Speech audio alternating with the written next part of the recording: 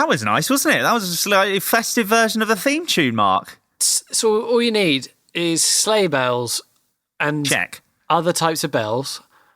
Check. And if you can find a ho-ho-ho that sounds vaguely Santa-like, you're cooking. You're cooking with gas. We cooked something delicious there, like a Christmas cake covered in snow. And welcome to the Christmas special of the Pushing Buttons podcast. Oh, I'm feeling so Christmassy right now, man. Oh, yeah? I'm feeling really Christmassy. What we're recording today on the 22nd of December. It's 3 days till Christmas. Oh, goodness.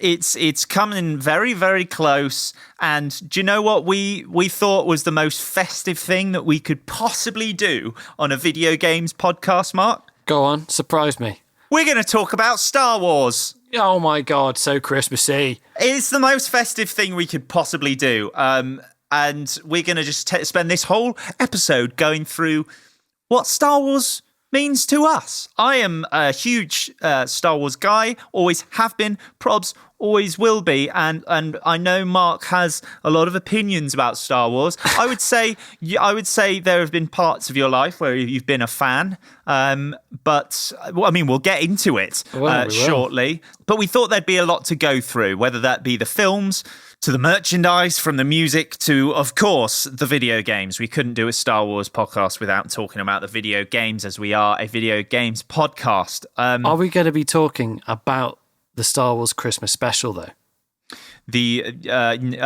No. Okay.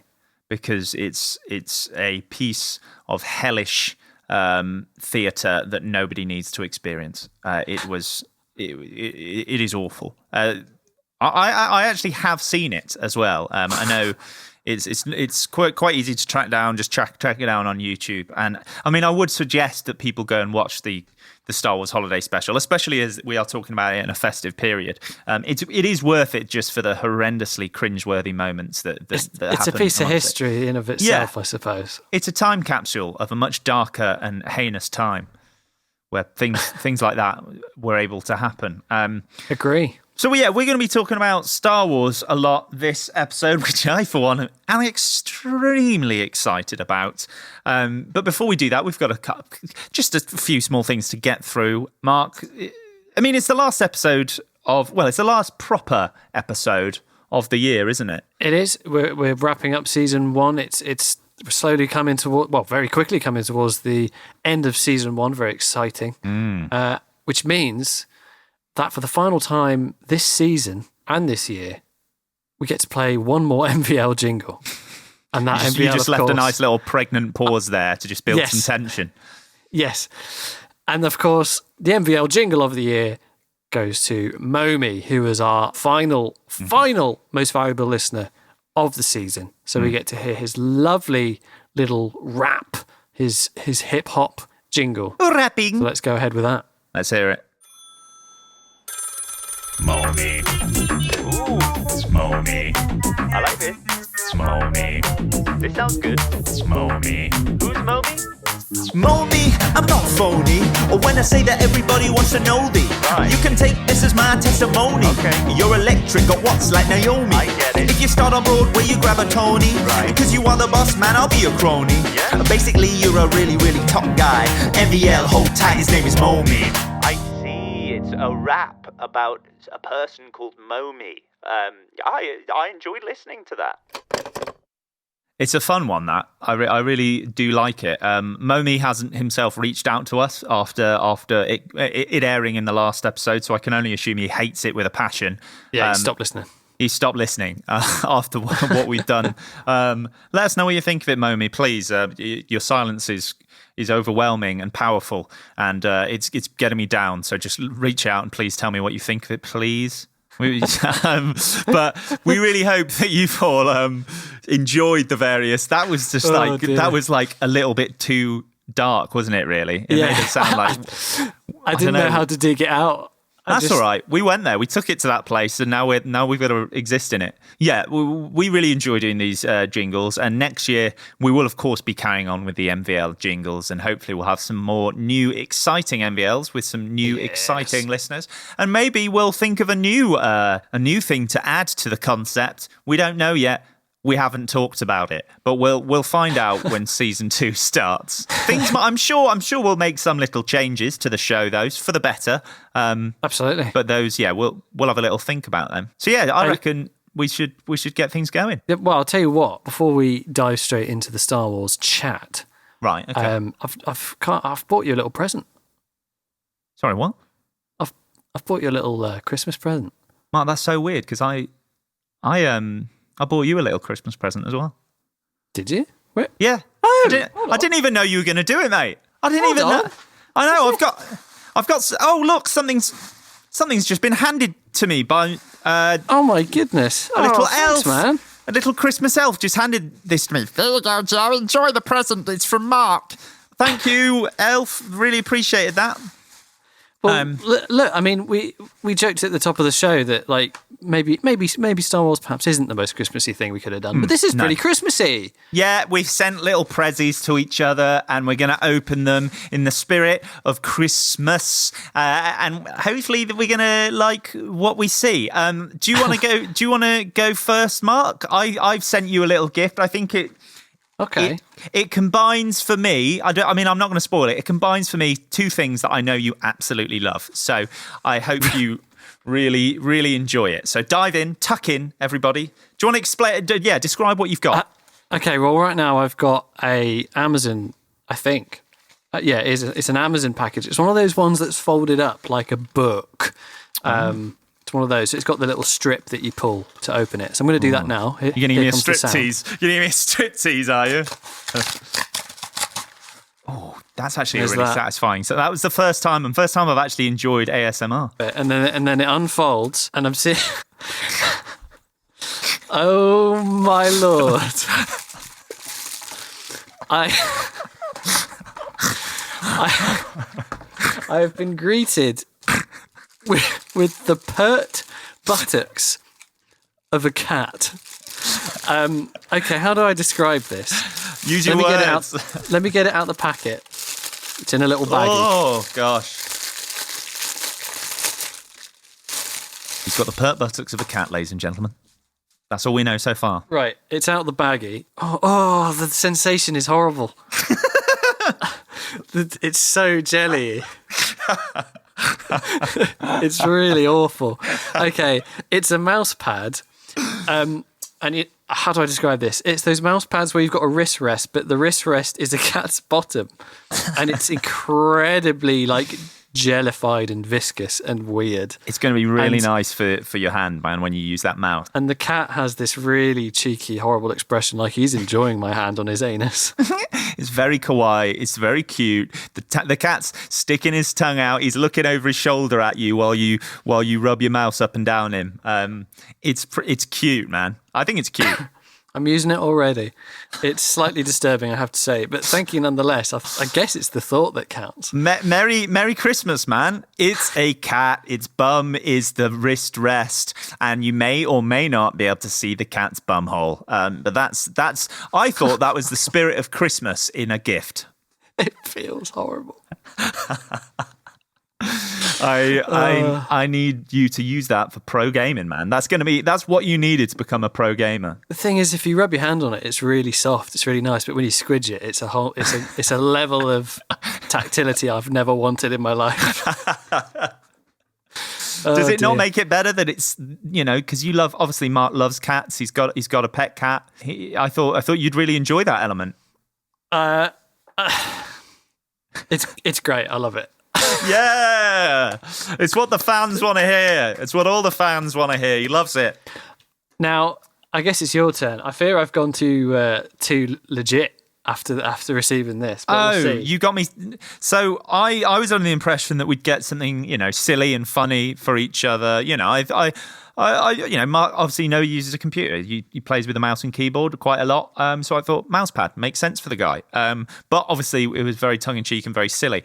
I hope you haven't gone and done something actually good for me, because then I will feel terrible. Well, let's find out. You might hate it. Okay, I've got it here. Get on wrapping. Oh, gosh, I've actually wrapped this one. This is, you've gone, there's a few layers here, Mark. There's a few layers. There's some tape. I'm going to pull that back. Ooh, nice coloured tissue paper on the second layer. You've really gone to town.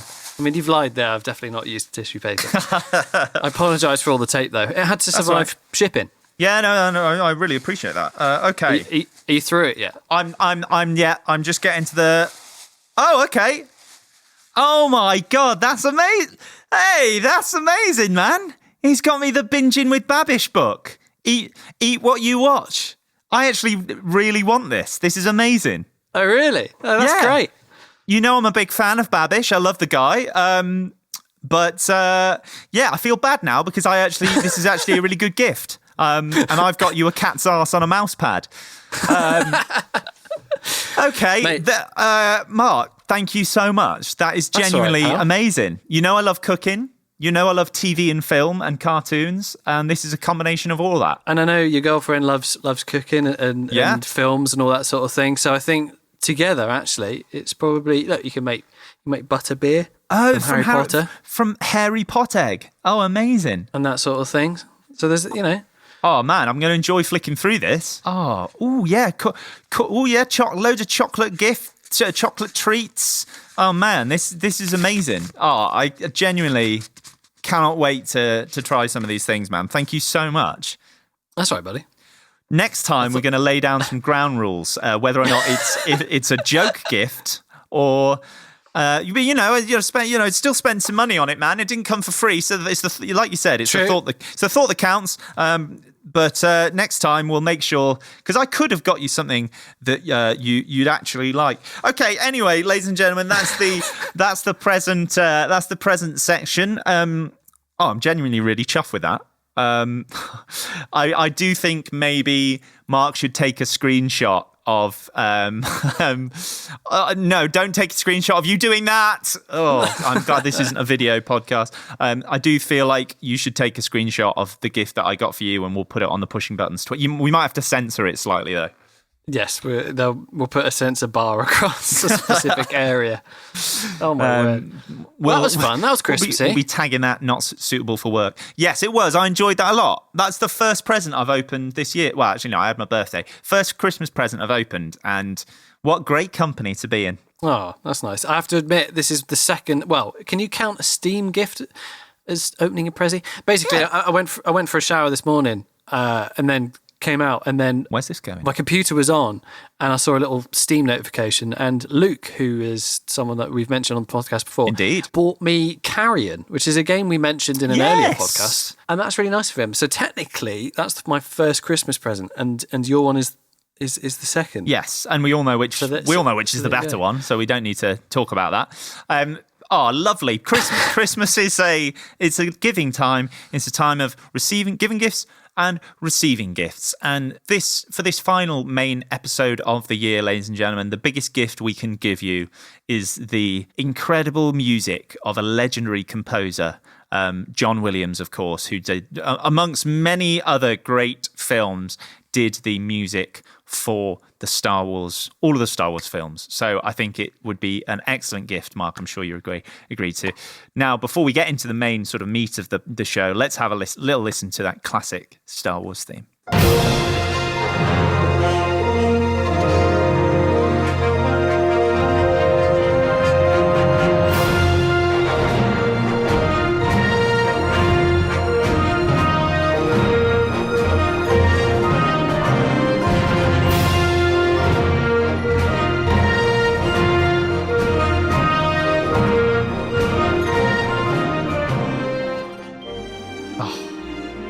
Oh, music to me is, man. Oh, man.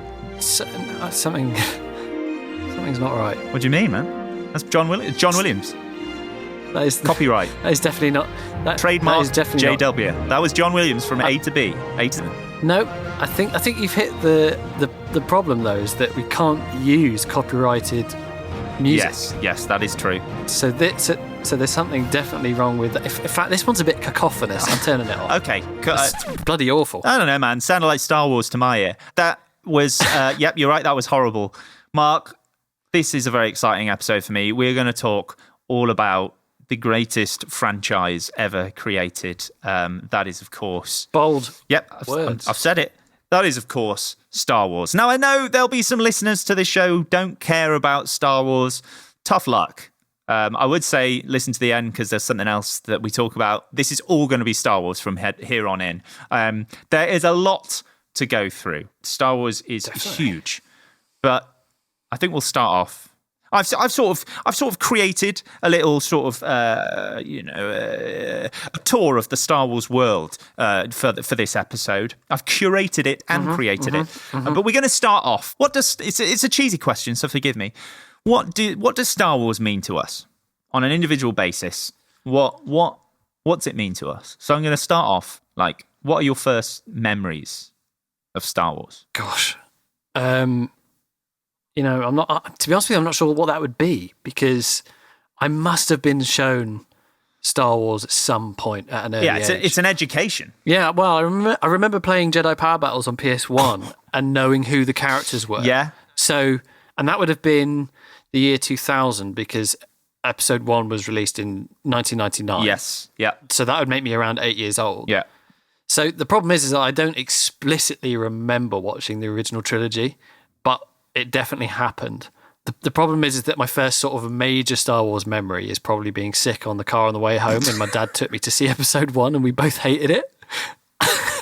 And it literally made you vomit. It made me vomit. Well, one thing that the listeners may not know, and Joe knows very well, is I'm very headache prone, and it's something that runs in my family. Unfortunately, we suffer from migraines and things, and it was a very CGI heavy film. Very much so, yeah. And obviously, being a young lad of 8 years old, it probably just played with my head a bit too much, being in that dark room with a huge screen and a lot of CGI. That pod racing's going to take you for a ride. Take my head off, yeah.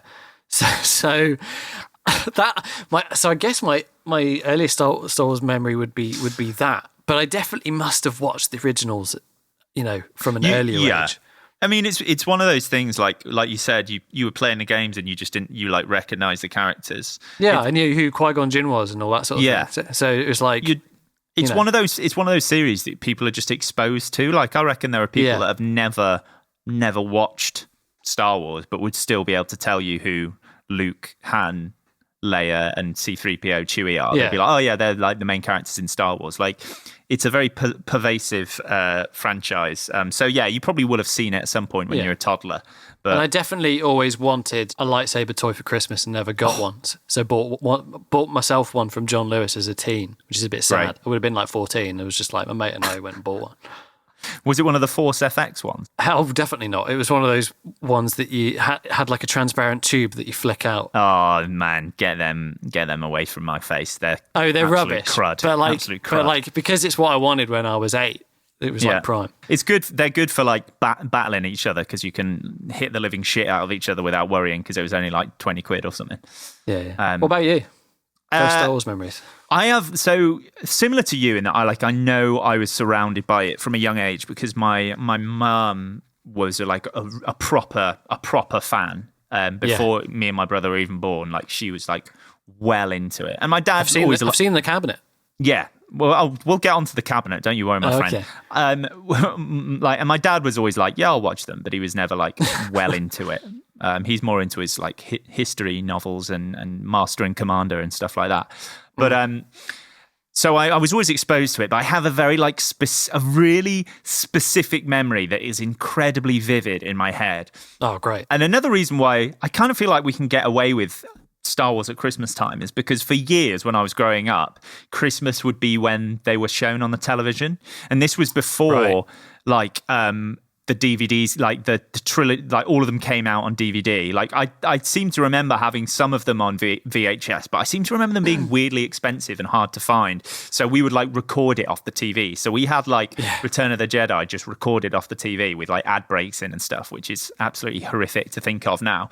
But I remember being sat at my Granny Jones' house, like sat on my cousin Fran's knee, she was like 10 or 15 years older than me, and just vividly remembering the like snowy Battle of Hoth scenes from the start of Empire Strikes Back. Yeah. Probably like age 3 or 4.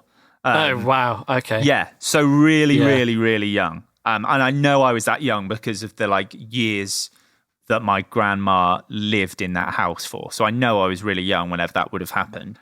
And I just vividly remember that scene and like being quite far away from the TV, but going like, this is incredible. Obviously, I don't really remember my reaction because I was that young. I just remember the scene, but I was probably amazed. I'm going to say that. I'm going to say I was probably amazed. Then, like, obviously, I did react to it and was like, had kind of sowed some scenes of enjoying Star Wars because for the next like 7 years or so until The Phantom Menace came out, all I remember is just like constantly rewatching that original trilogy and asking for like every single toy that existed. Like whenever a new Star Wars toy came out, we'd be down Toys R Us, and that's all me and my brother ever wanted. Like probably until Pokemon came along. Like Star Wars was just every single gift was Star Wars. So your mum was a big influence. Yeah, and I was really lucky because like she just went along with it. She was like, "Yeah, we'll get that. Yeah, we'll get all that," because she liked collecting like toys and things anyway. She had always been that way inclined. So like growing up, I was just permanently surrounded by Star Wars toys and Star Wars merchandise. So like you mentioned before, like we have this big cabinet in my mum and dad's family home. Still it's glass. There. It's a glass cabinet, beech wood. And basically my dad just not really a fan of it, wishes it wasn't there, wishes we didn't have it.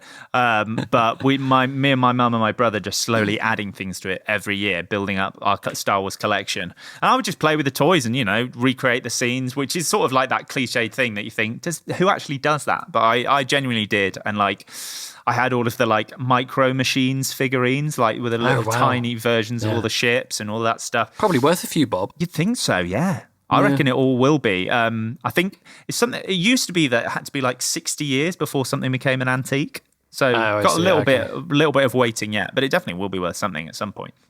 So watching those films and having all the toys was probably my earliest memories. I definitely did that with Stingray toys. Recreated things with Stingray toys. Oh, Stingray! Yeah, so great. good. Yeah, Stingray was great. Power Rangers was there too, but to a lesser extent than Star Wars. I didn't really watch Power Rangers. It was it was pretty crap. But I'd say for my influence, like there was far less of that sort of Star Wars influence because my mum and dad definitely went to go see Empire at the cinema and like remembered really enjoying it, but it wasn't like one of those huge imprints that like would turn them into fans. And I'd say my parents enjoy a very wide variety of like genres and things, so aren't like don't tend to fixate on a specific thing. So my dad has watched Trek in the past and enjoys the Next Generation primarily, but he also watches comedy or loves Alien and Aliens. So I didn't have like a big imprint like you've had. I'd say. I think it's probably somewhat to do with like my mum does have things that she not obsesses over, but things that she would really buy into. Like she loves Star Wars obviously, but she really loved Indiana Jones. She also like loved Blade Runner, and so I guess she does like sci-fi quite a lot. She just fancy Harrison Ford. Yeah, I mean, so obviously she was like 20 when A New Hope came out, so she was like an ideal age, and obviously absolutely loved Harrison Ford, and how can you not love him in those films? He's a handsome fella and he's a charismatic out of his bloody balls. He never had bloody balls at any point in the films, God. Just to clarify. Move on. But I guess it was hard for us as kids because the films were done for all intents and purposes up until obviously when Phantom Menace came out. The films were done, so all we had was going back and watching those old films and buying toys. But then I think it was back in like 97, they did those re-releases of the original trilogy. I don't know if you remember, they did the sort of the remasters where he had gone in and added loads of CG to like A New Hope, and people were like, why the hell have you done that? And it was weird. But I think that did bring a whole new generation to Star Wars, which was great. And people got to getting to see A New Hope, Empire Strikes Back, and Return of the Jedi on a big screen was absolutely incredible for me. I was like, I never thought I'd be able to see these films. I never thought they'd re-release them. But obviously now we know it was to build up hype for Phantom Menace because they would be releasing that a couple of years later. So after it all sort of started and we'd been exposed to it and all of that sort of thing, looking back on Star Wars as a whole, I mean, I know I can easily talk about this because I'm a huge fan. But we're getting on to your general sort of feelings about Star Wars further down the line.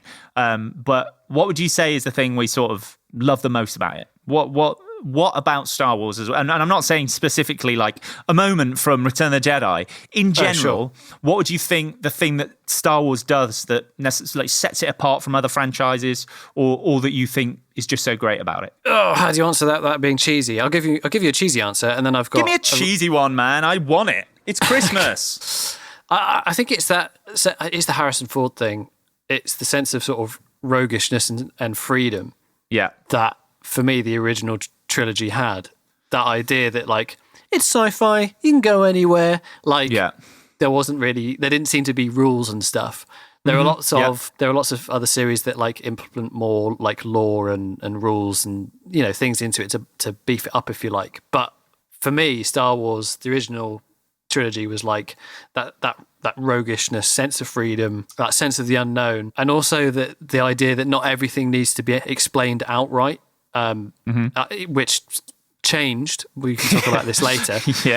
Which changed hugely from Phantom Menace onwards. Yes, but that idea of like trusting faith, you know, questioning faith and wisdom was like a huge part of it. Yes. Like, I think, to be honest with you, even the episode 1, 2, and it was just one, Phantom Menace with Qui-Gon Jinn is an excellent example of someone with immense wisdom in that lore.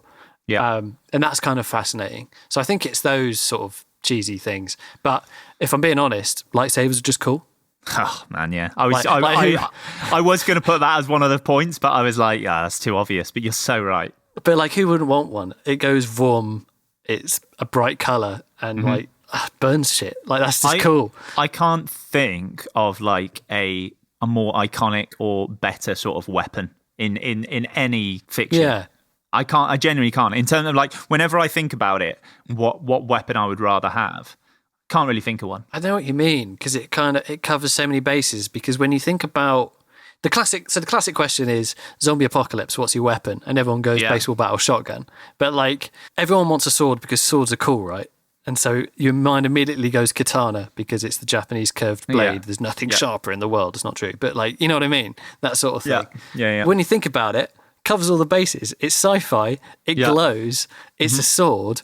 What else does it do? It doesn't need to be sharp because it just cuts stuff. It's minimal effort because you don't have to put any force behind it. Yep. I mean, not that you'll need that in a zombie apocalypse, but apart from those laser zombies, which obviously you could Huge happen. Problem.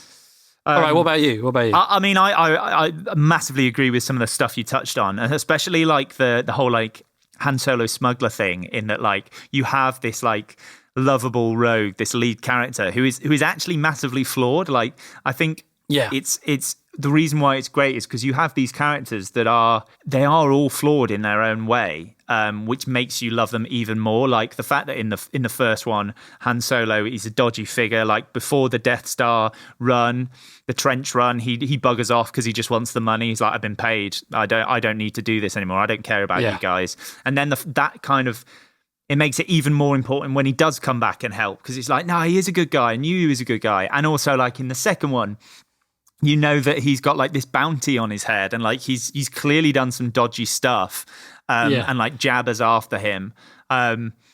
It's just like, oh shit, Han's a pretty crappy guy, really, but that makes you love him even more when he does good stuff. He's an anti-hero that becomes a hero. Yeah, exactly. Which is surely the best combination, because everybody loves an anti-hero, but when he does like turn it round, you're like, yeah, go on in. And like if he hadn't have been there, and you just had Luke, who is obviously, I love Luke Skywalker, don't get me wrong, but Luke is very much like I'm a pure guy, I fight for my friends, all of that sort of stuff. If Han wasn't, do you say Ike? Is it Ike or Marth? I think it is. I fight for my friends. No, it's not even that. It's I fight for my friends. Oh, it's the most like plain, tepid delivery. That's a Smash Brothers reference. if Han wasn't there to sort of offset it all, then it would be so much more dull, wouldn't it? Yes, it would be a bit bland.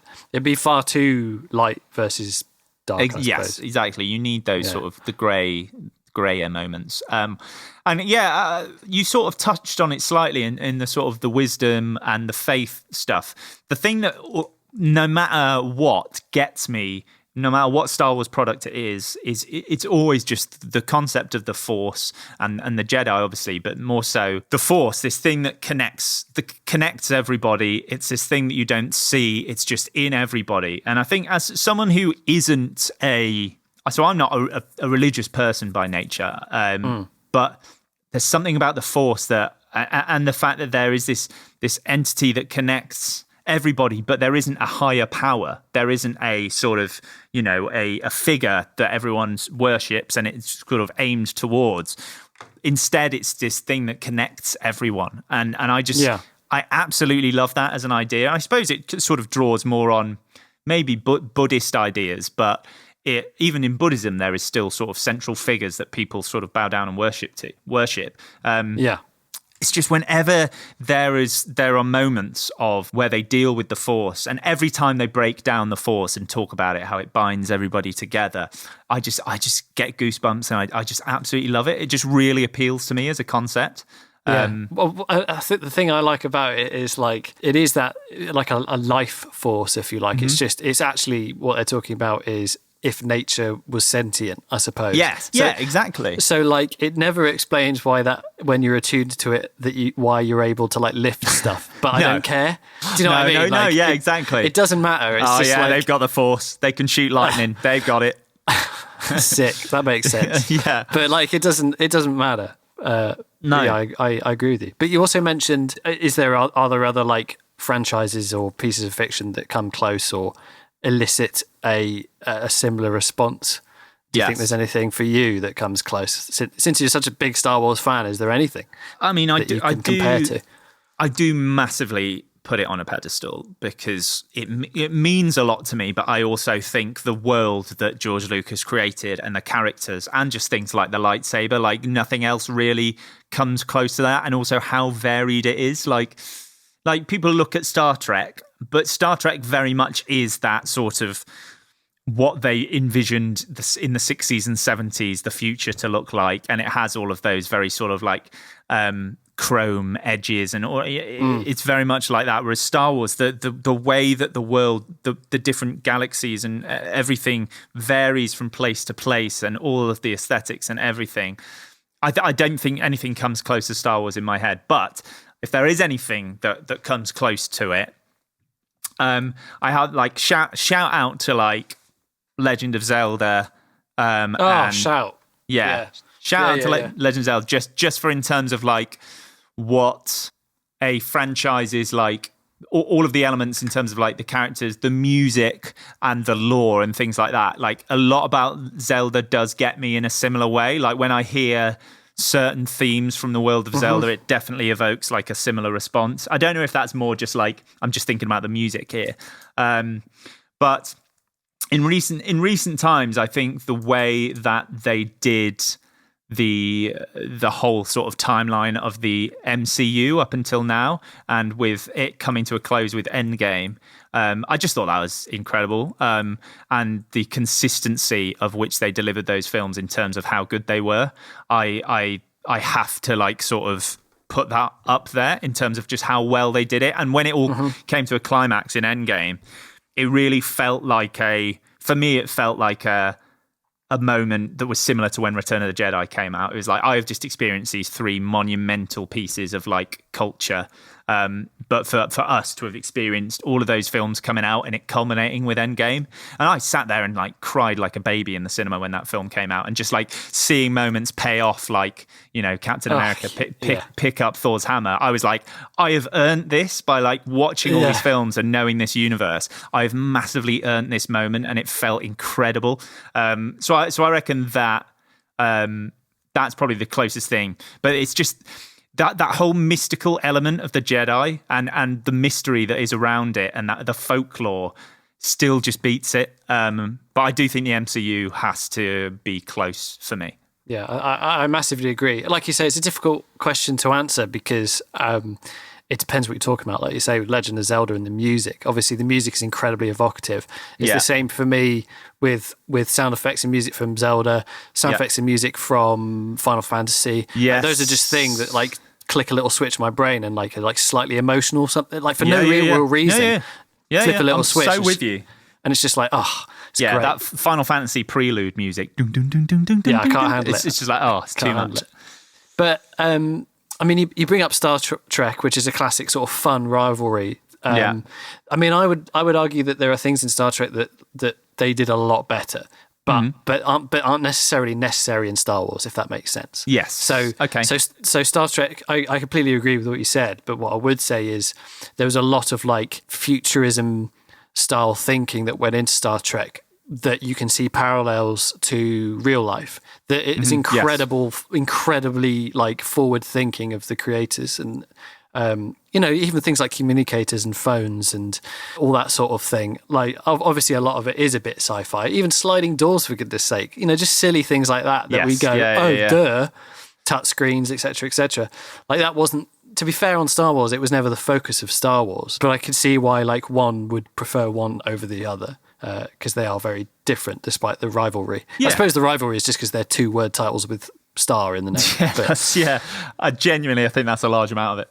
Yeah, I get what you're saying about like that Star Trek is very much like our world science. It's like future versions of our like things that exist in our world, which is great. Yeah.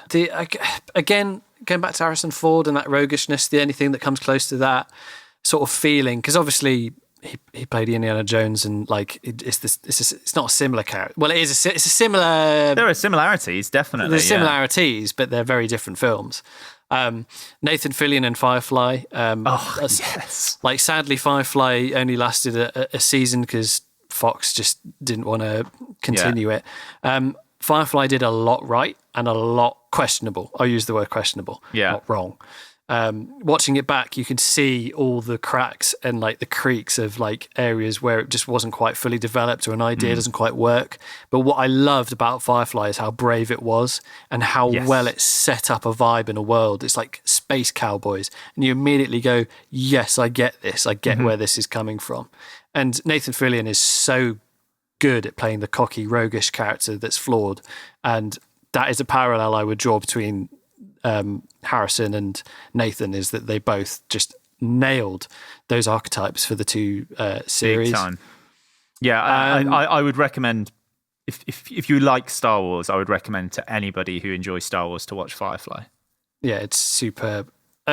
Purely on a story basis, I'm going to bring up The Witcher because even though I'm only talking about Witcher 3, just as a pure like piece of story, it probably doesn't count, right? Because it's not a series. Well, it is a series, and it is a series on Netflix now. I don't know, but like, in terms of I would say that in terms of sort of the world and the world building that he did for those books and eventually the game and the series, I think it definitely counts. I'm gonna slip that in there, but I'm going back to the last point you made, which is the Marvel Cinematic Universe, which, I mean, you said it all right there. Like, I'm not a big comic book reader, but obviously you grow up knowing about these heroes regardless of whether you read them or not. And just like, the early Spider-Man films with Sam Raimi and his name's just gone out my head, Tobey Maguire. Yeah. Sort of with the first time like seeing a hero on screen where it felt like legit and like really cool and everything, seeing all those poses and the swinging and stuff. So like moving forward to the MCU and just seeing all these plot threads come together and those fantastic moments, I'd say that creates a similar response for me to Star Wars, and probably more so for me personally. I would connect more with the MCU in its current state than I would Star Wars. Yeah, I definitely understand that. I mean, we'll get onto the Star Wars films eventually, but I think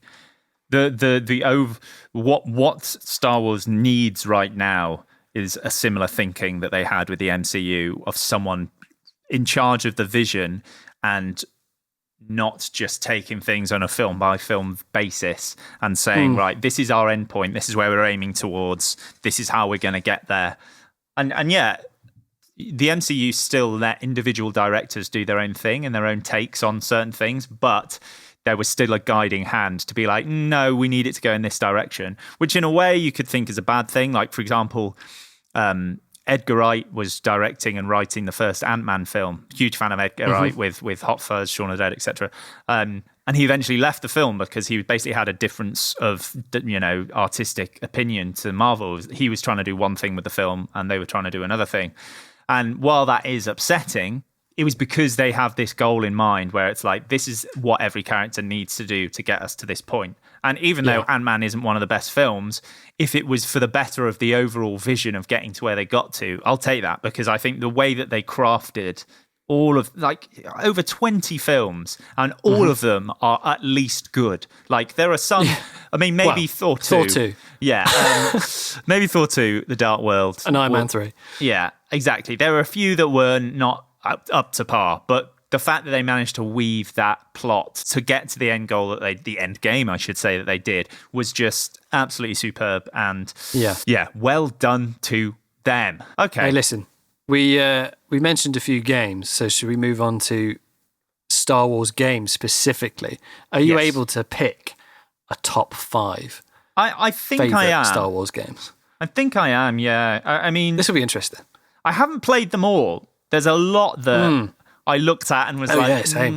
I was like, no, that's not for me. And you'd think that being as big a fan as I am, I would just play anything. But there are just some genres that I don't really touch. But yeah, I'll give you a rundown. The first of which I've already talked to you about because it was actually in my top 10 in our very first episode. Was it in our first episode, or did we not do? No, it was. It was episode 1. Yeah, we did our top 10 games. Can I stop you there? Is this in order, or is this random order?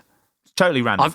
I've gone random. Cool, great. Cool. Yeah, it's random. I haven't numbered them or anything. I could tell you at the end which my favourite is. But first of which is, yes, we talked about it before, Jedi Knight Dark Forces 2. So the very first Jedi Knight game. Not the best Jedi Knight game, because the best one was Jedi Knight 2. In terms of, like, it was the best all-round game. This one is my favourite just because it introduced us to Kyle Katarn, or it introduced me to him anyway. I think he was in, again, just the original Dark Forces game, but that one was pants. This one was really good because he became a Jedi in it. So, yeah, I love this game. It introduces us to Kyle Katarn, who is one of my favourite Star Wars characters ever. I'm really hoping they're going to bring him into something, because they seem to be reviving characters all over the place these days in Star Wars various franchise products. I really hope they bring this guy back, because he's great. He's someone who was basically he's a scoundrel like Han Solo, bit of a bounty hunter sort of figure, does what he wants, who then becomes a Jedi. And it's a really, really cool story. And if anyone doesn't know it, it came out at a time in the 90s, I want to say around 96, 95, 96, where in-game cutscenes were not in-game, they were FMV, so they were like real-life actors being filmed and then superimposed over crappy backgrounds. And oh my God, they are really great. If anyone hasn't seen the cutscenes from this game, go check them out. So yes, Jedi Knight Dark Forces 2, you could wield a lightsaber, you could use force powers, you could jump stupidly high, great cheats on it, great game. Do you want to take it in turns? So do you want to do one if we're doing random? Is that going to get confusing to listen to? Yeah, maybe it will. Okay, I'll carry on. Next is Star Wars Pod Racing on N64. Oh, okay. Which has come to Switch, and I will get it when it's a little bit cheaper, just because games. It's an old game and it's too expensive. I agree. Yeah, exactly. Which is a common theme with Nintendo, as we've talked about. But it was one of these games that was like actually quite hard, to the point where it just made me keep playing because it was hard, and I wanted to obviously complete it and do all of the races. But it got to a point where it was really, really hard, and it was so incredibly fast. Obviously, it was pod racing. Now this is pod racing. It was hard.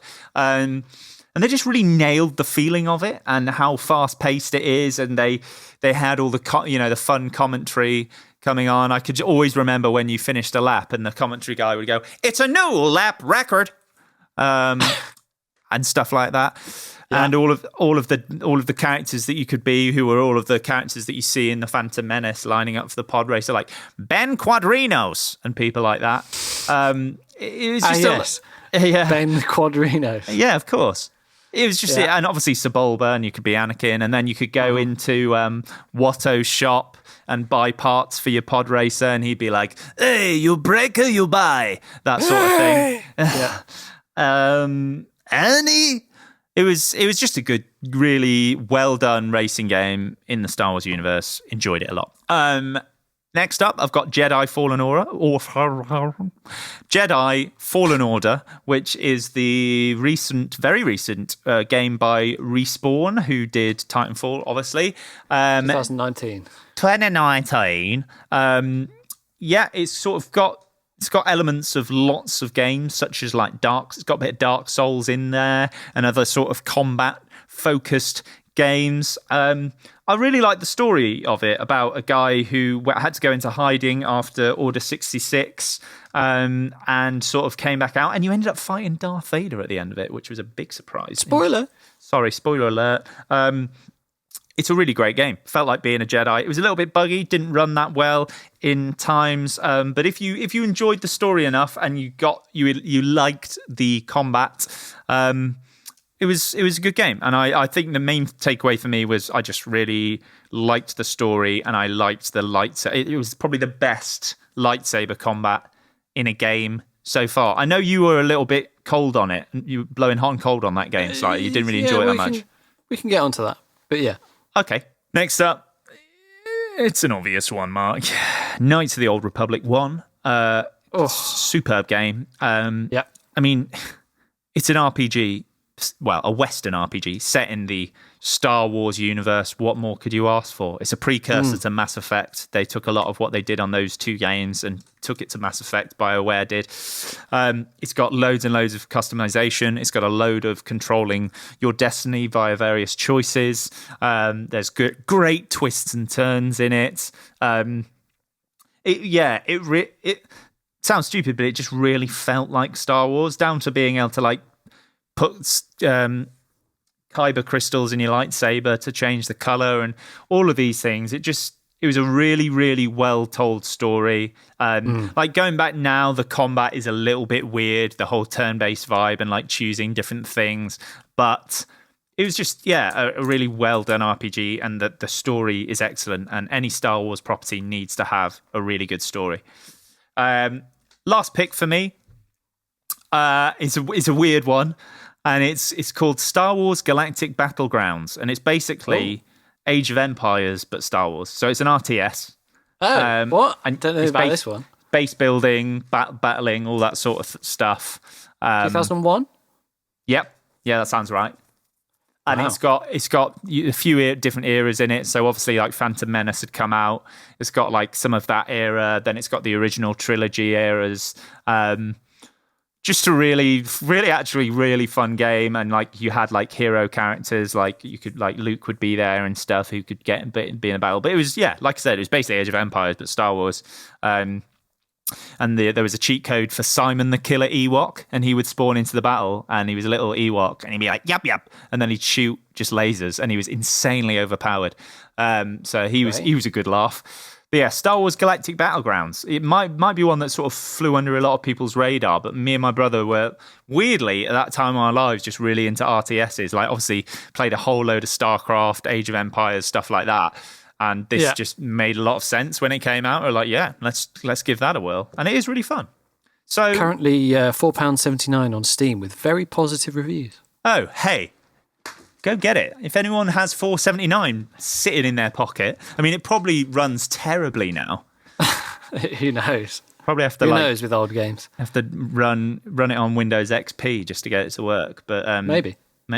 But yeah, that's my 5, an eclectic mix of genres. How about you, dude? Great. Let's hear some of your games. All right then, we'll hear some of my games. Again, in no particular order. Star Wars Episode 1. Jedi Power Battles from the year 2000, as I mentioned earlier. It was just really fun. It was quite from what I remember, basic playthrough of Episode 1 in a sort of faux 3D sort of walk around the different levels and take stuff out and block, and you'd sit there flinging your lightsaber around and it would block stuff. And I just remember every Jedi having, you could play as like Qui-Gon Jinn and or Anakin, Plo all this sort Koon. of thing. Plo Koon, yeah, good memory. And like they would each have like a different move set and a different lightsaber color. And I just remember it feeling really like dynamic and each Jedi playing differently, and it was just really fun. So I just have a really happy memory of like playing that over and over again, and you could do it co-op as well. Yes, yeah. It's really weird that they called it Jedi Power Battles, because like they could have just called it Star Wars Episode 1 the game or something like that, because Jedi Power Battles puts in mind like some kind of like beat 'em up or like a fighting game. But no, it was basically playing through the plot of Phantom Menace, wasn't it? Well, yeah. As far as from what I remember, yeah, that was pretty much it. But it was just loads of fun. I really liked it. Also, it wasn't Anakin. Who am I getting confused with? Ewan McGregor's character. Oh, Obi-Wan. Obi-Wan is who I meant to say, not Anakin. He would have He been a boy. would have been a bit too young for that.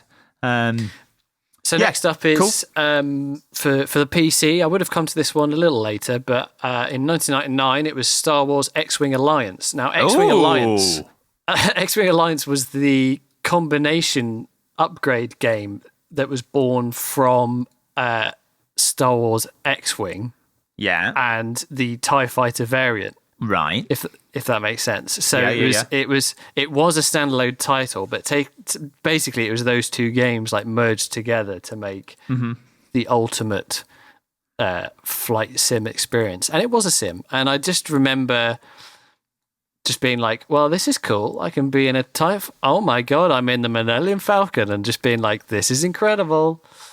Were you joysticking and everything? I don't think I was joysticking at the time. I don't think I would have been. Yeah. I have a feeling it would have been mouse and keyboard. Yeah. But it was just a lot of fun. It was that idea of just being at the helm of a spaceship. Plus, it was Star Wars. Was just wicked.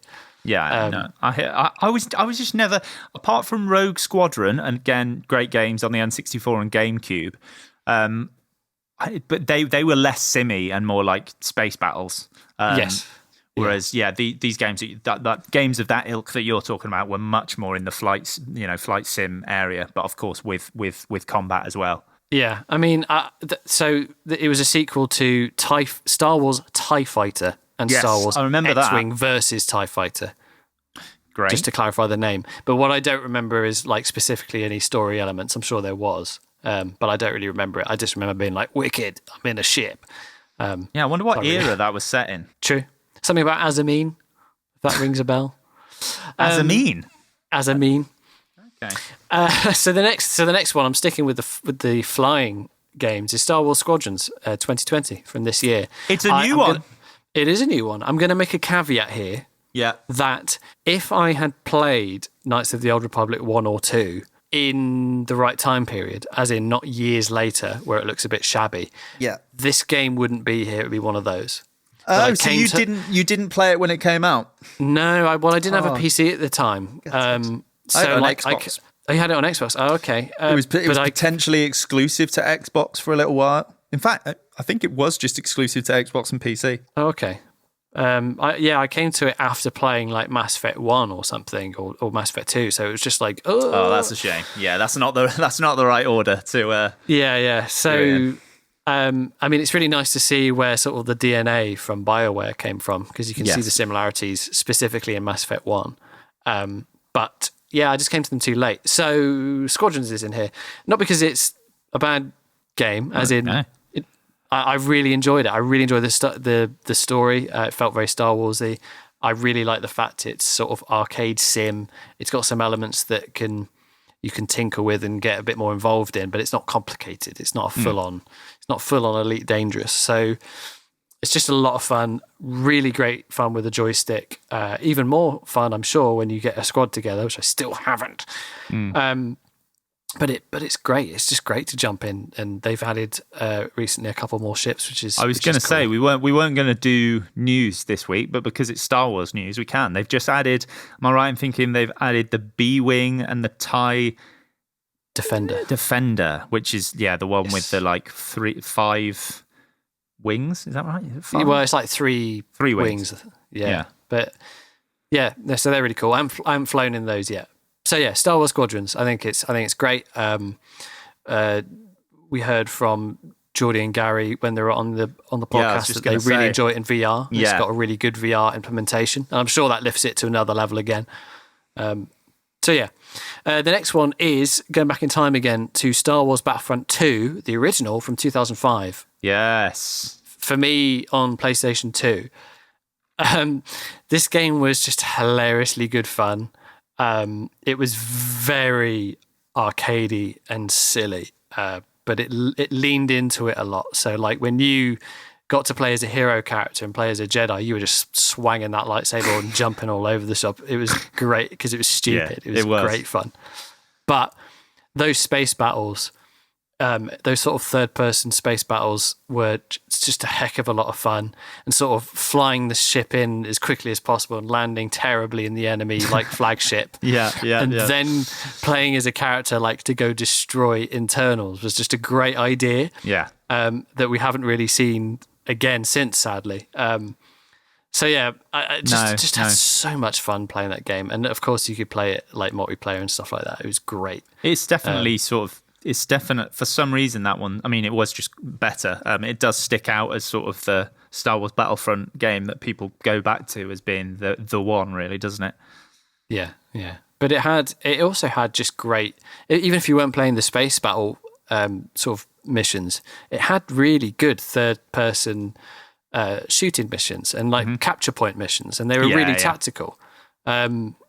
They actually just functioned really well, and you could have AT-ATs and stuff. But again, we haven't really seen that done quite in that way. But it just worked really well. It was weird how modern that mode still feels, despite the graphics and everything. But Yeah, it does just make you wonder why they went so wrong with these new Battlefront games, and why they didn't just. Oh, we'll get onto that in a second. Okay, sure. cool. Okay, fair dues. We'll get onto that. My final one is one that gets overlooked a lot, and I think is one of the best Star Wars games. It's Star Wars Republic Commando, which surprisingly is a first-person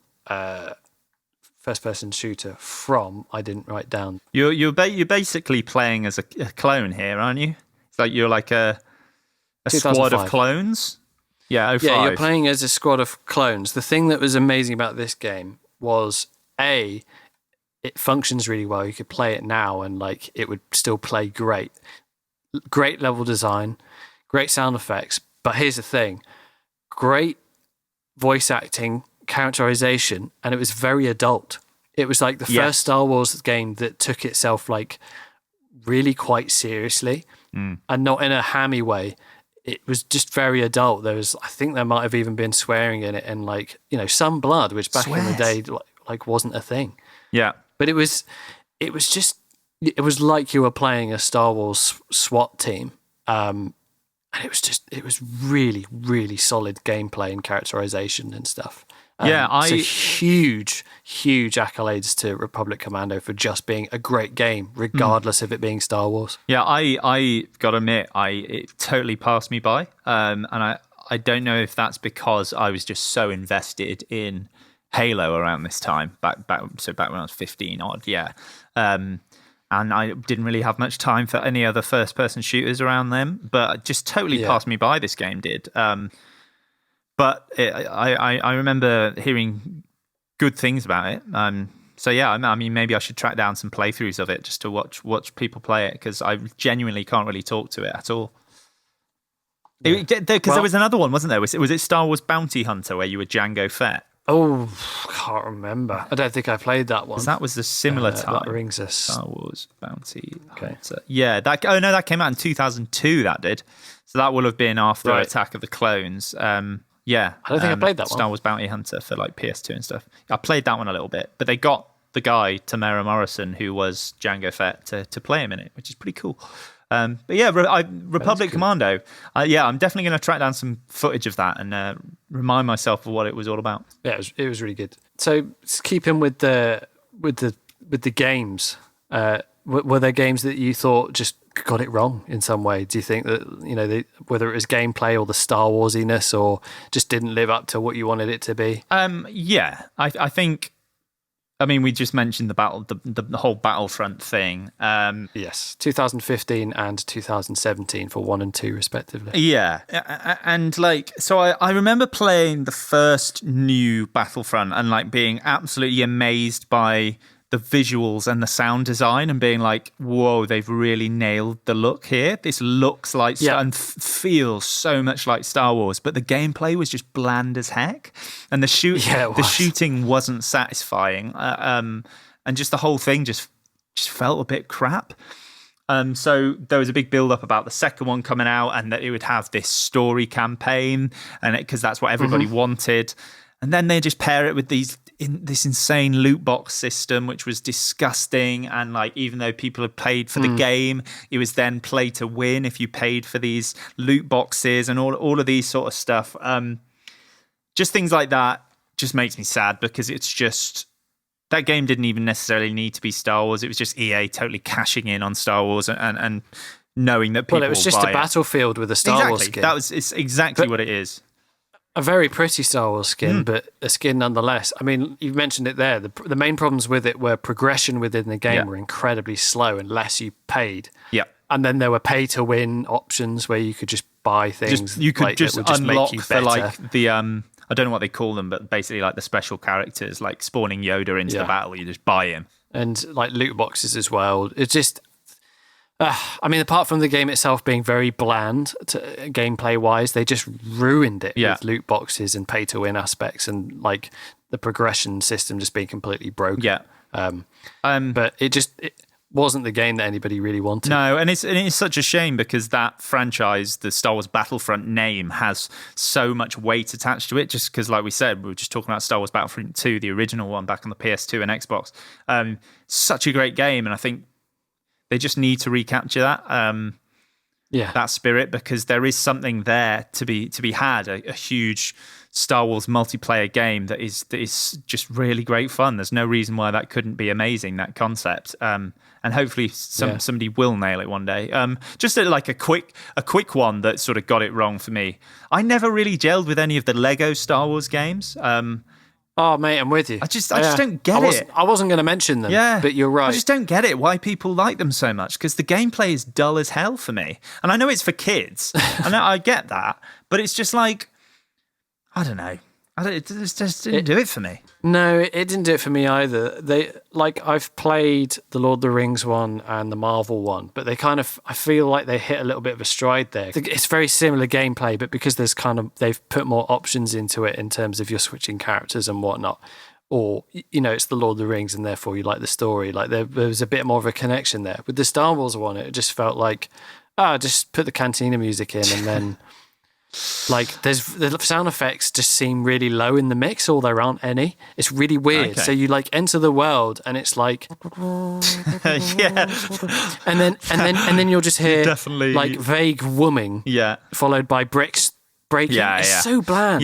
It's so bland. And something very specific that is a trope that annoys me in games in general is that you would see when you're playing the level for the first time that there are areas that you have to have unlocked certain characters to be able to reach. Oh, that's rubbish. And like, there's not many times that I will replay a game once I've completed it anyway, unless it's a game that offers a lot of sort of, new game plus vibes, or I could get a different ending or that kind of thing.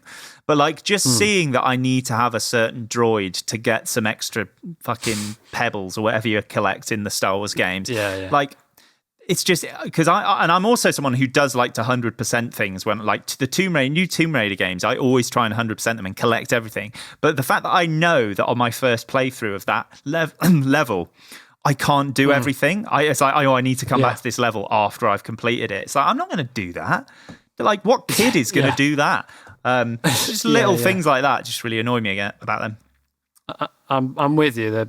I wasn't going to mention them, but I agree. They're just so dull. I've never liked them. Yeah, I guess it's sort of a novelty thing that why people like them, like the collectathon vibe, and like I get that kids enjoy that vibe. Another thing for me is this is just a general point again.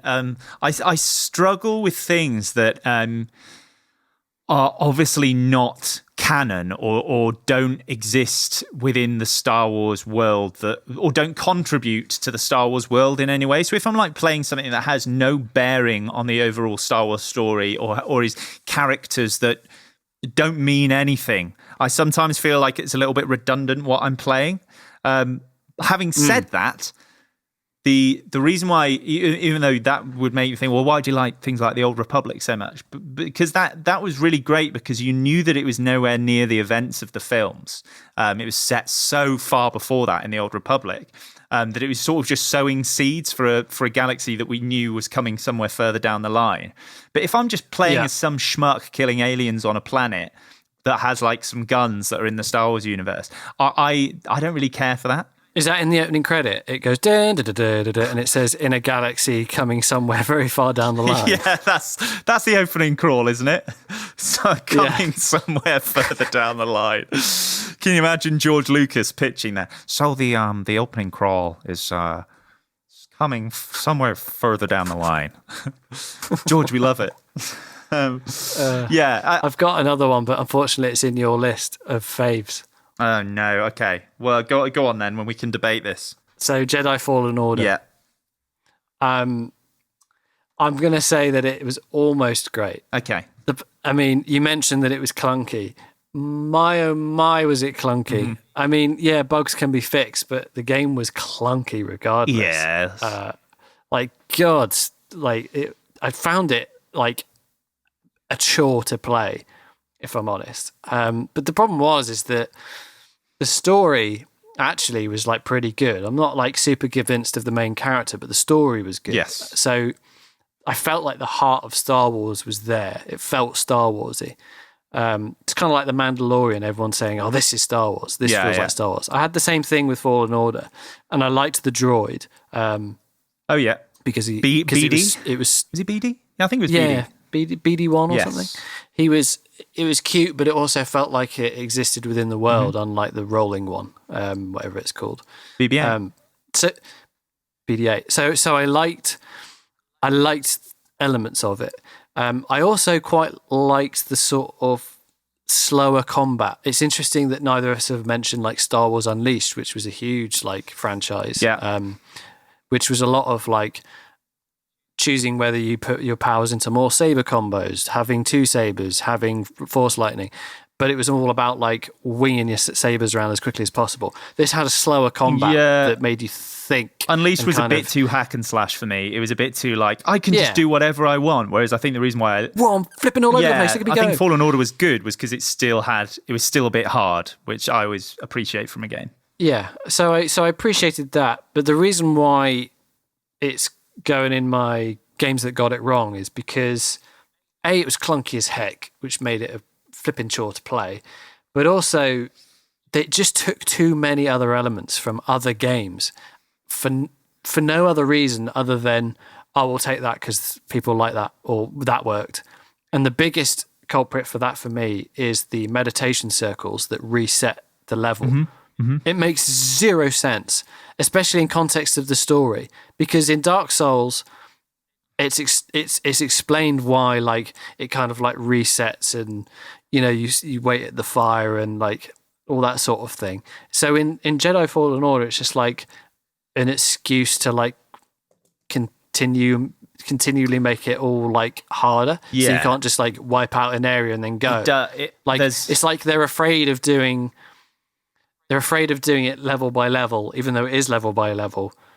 I just don't get why they did it, and there's so many things like that. Yeah, there's no precedent for it within the Star Wars universe in terms of people just coming back to like life because you meditated.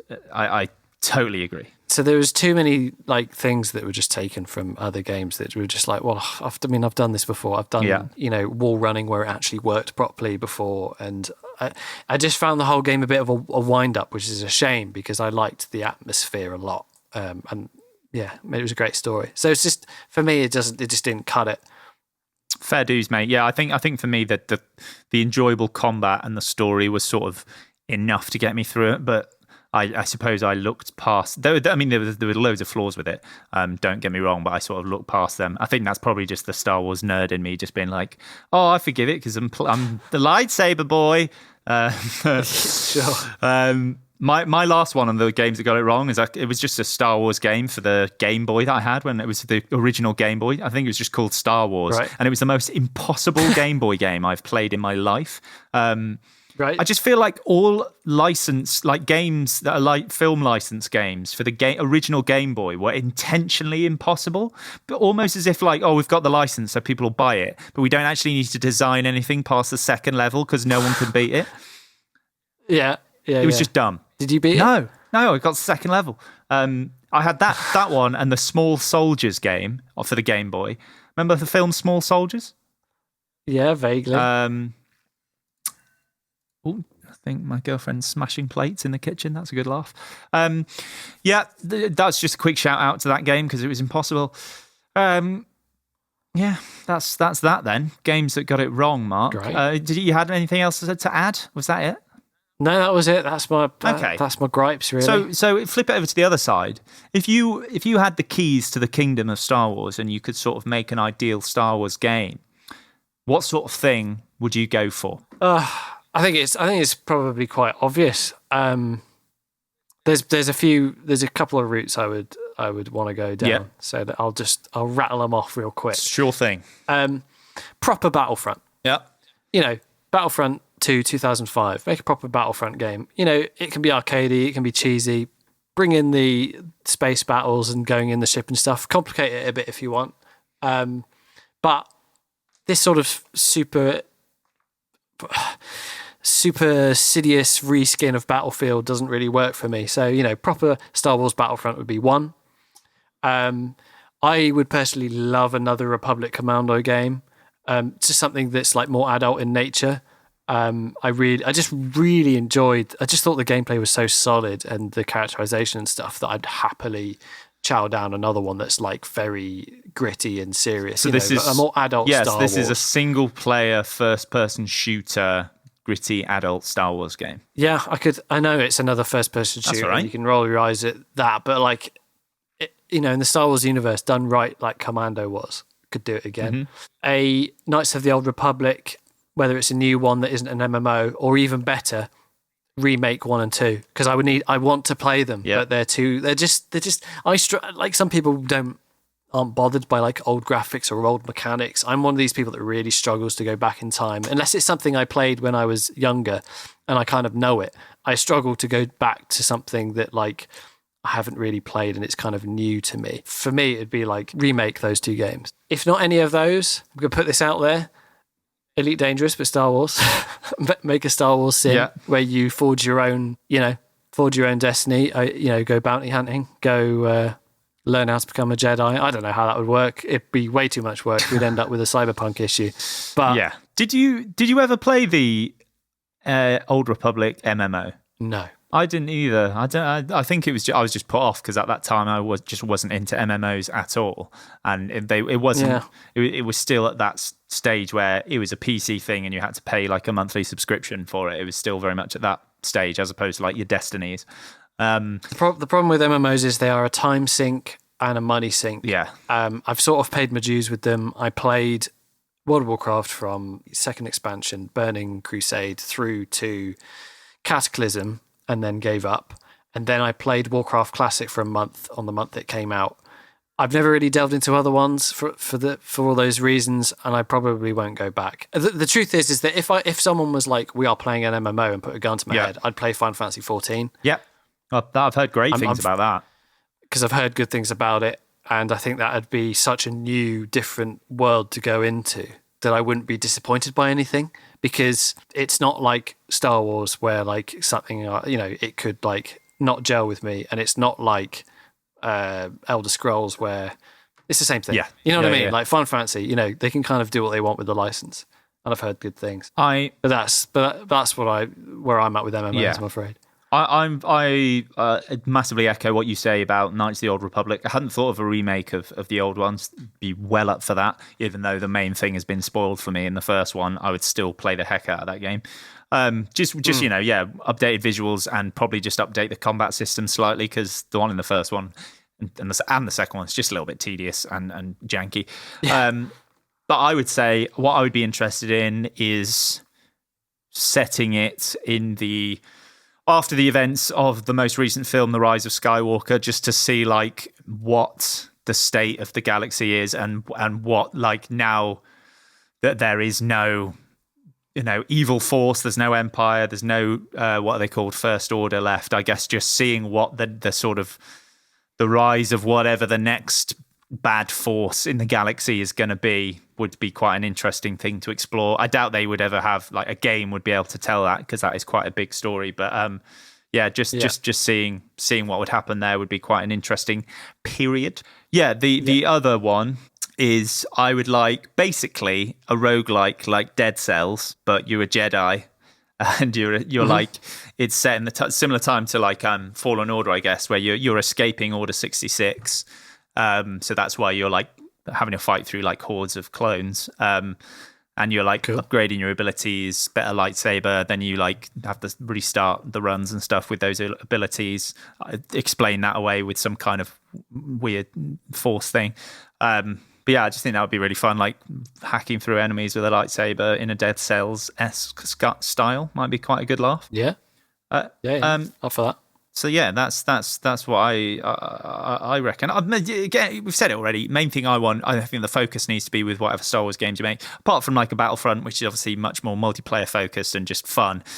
You just got to make it a good story, man. And I would very much. There were a couple of cancelled games. Like I know there was Amy Hennig, who was formerly one of the head writers for Naughty Dog, so the makers of The Last of Us, and Uncharted, was making her own Star Wars game, but that got cancelled. Which is a big shame, because it was basically going to be a third-person action adventure Star Wars game in the ilk of the Last of Us and Uncharted, and I'd be fascinated to see what that would be like, a really story-focused third-person, PS4-esque experience. I would just love to see something like that within the Star Wars world.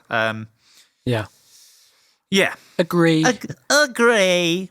Okay, mate. So we are going to get to obviously the main event, which is the films. Yes. All of the actual movie films. We'll get there. So look forward to that, listeners. But first, we're just going to take a bit of a diversion to sort of outside of the world of films and everything that sort of wasn't shown and isn't shown in cinemas. So we've got stuff like, we've got all of the cartoon stuff. We've got the TV series that are going on. We've got books. We've got comics. We got all of that. It's a lot. There's a lot of it out there. And up until the acquisition by Disney, all of the stuff before that is now deemed as Star Wars Legends. So it's not canon. It's all stuff that's sort of like, they basically said it's all like, oh, it could make an appearance in future stuff, but it's all sort of almost like fairy tales within the universe now. Yeah. Anything since then is deemed to be canon. Have you? First thing, I'll just ask you quickly: how much stuff, Star Wars content outside of the films, have you sort of consumed? Gotta be honest. Not a lot. I'm not a big reader, really. So the books and comics, absolutely not. I remember seeing the Clone Wars come out and just thought it looked really stupid. I think it's really ugly. Like, I don't like that kind of animation. Never have. What about when it very first came out? It was animated by the guy that did Samurai Jack and Dexter's Lab. Yeah. It was animated by that guy. And that, I think they did 2 or 3 series with it like that. And then it made the move to like CGI stuff, which it has obviously been ever since then. Which out of those 2 styles do you particularly dislike? When it got upgraded to the sort of, well, I say upgraded to the 3D style, but I don't remember watching it in its original either. I think it was something that passed me by at the time. So I'm definitely not up to speed with any of that stuff. Okay. But in terms of The Mandalorian, unfortunately, I'm sometimes I struggle to sit down and watch series. Like, I have obviously watched a few various bits and pieces of series, like Game of Thrones and, I don't know, Dexter and Breaking Bad or whatever, or anime, they're usually long running. But unfortunately with The Mandalorian, I've only seen episodes 1 and 2 of season 1. But what I will say about them is they were excellent. They felt really Star Warsy, and they felt like the core of Star Wars. Yes. But that's all I could really say on the subject. But I'm assuming you've watched every single episode and read every book. Am I right? No. So I've given a fair few books a go. Yeah. And it sort of goes back to what I was saying earlier in games, how if something isn't contributing to the canon, I can never feel like I can get that invested because I feel like it's sort of redundant. Yeah. And I know that's silly because I should be able to enjoy a story at face value and just enjoy it if it's good storytelling. But if I don't feel like it has significance within the Star Wars canon and the Star Wars lore, then it's sort of a bit lost on me. So when Disney did take over and bought Lucasfilm and bought the Star Wars franchise, I knew everything going forward was going to be canon, I was like, right, this might be my time to get back into the books. And I got a fair few of the comics as well. And I particularly really like some of the comic stuff. I would say if anybody hasn't seen it or yourself, there is a great line of comics just called Vader, which is really, really great. Just all about what Darth Vader gets up to between the films and that sort of thing. And there's some really interesting things. Make him sound like the Pink Panther. Just what he gets, some of his shenanigans and japes that Darth Vader gets up to. There's some really good stuff going on in those Darth Vader comics. Obviously, all being made by Marvel. I got there's a series of books called Aftermath. Aftermath. That's weird. Where's that sitting in my accent? I don't know. Where's it sit in your accent? Aftermath. Yeah, I think you're right. But then again, which I say is basically so who knows? Yeah, you confuse me on a daily basis, man. That is set after Return of the Jedi and basically between that and Force Awakens. So that was great because it was before Force Awakens came out, and it was sort of like, this is the stuff that's going on that's going to lead us into these series of films. So there was some really great stuff done in there. But again, you still have that thing where it's just talking about characters that feel a little bit insignificant. Yeah. It's like these very, very, very, very fringe characters that it's like, how are they contributing to the bigger picture? Which is quite a shallow way of looking at it, but I do just struggle sometimes. I have listened to a really great audiobook, which is the book called about Captain Phasma, who is incredibly insignificant in the new films. Like she's this big shiny twat who just works for the First Order. But there's a book about her backstory, and it turns out that she's this fascinating character, but she's just in the films totally redundant, and it's a shame really, because it's like I shouldn't have to go and read a book to find out that she's fascinating. But anyway, the audiobook for Captain Phasma is really, really good, really interesting, great voice acting in that actually, which is really, really good. But if you're not a big reader, which I'm not really a big reader, if I'm honest. I do like an audiobook, I do like a podcast, but reading, I just would rather be playing a video game, as you can probably imagine. Agree. From the pair of us. So in terms of watching stuff, things that I would highly recommend, you mentioned the Clone Wars. I watched the first two series that we were talking about, which was done by the Samurai Jack animator, because I was a huge fan of Samurai Jack, and also Dexter's Lab before that, obviously, which was a brilliant cartoon. Omelette. They were du fromage. Omelette du fromage. So good. Yeah, they're just really, really well done. Very sort of serious and quite very different to what it ended up becoming with the CGI stuff. Right.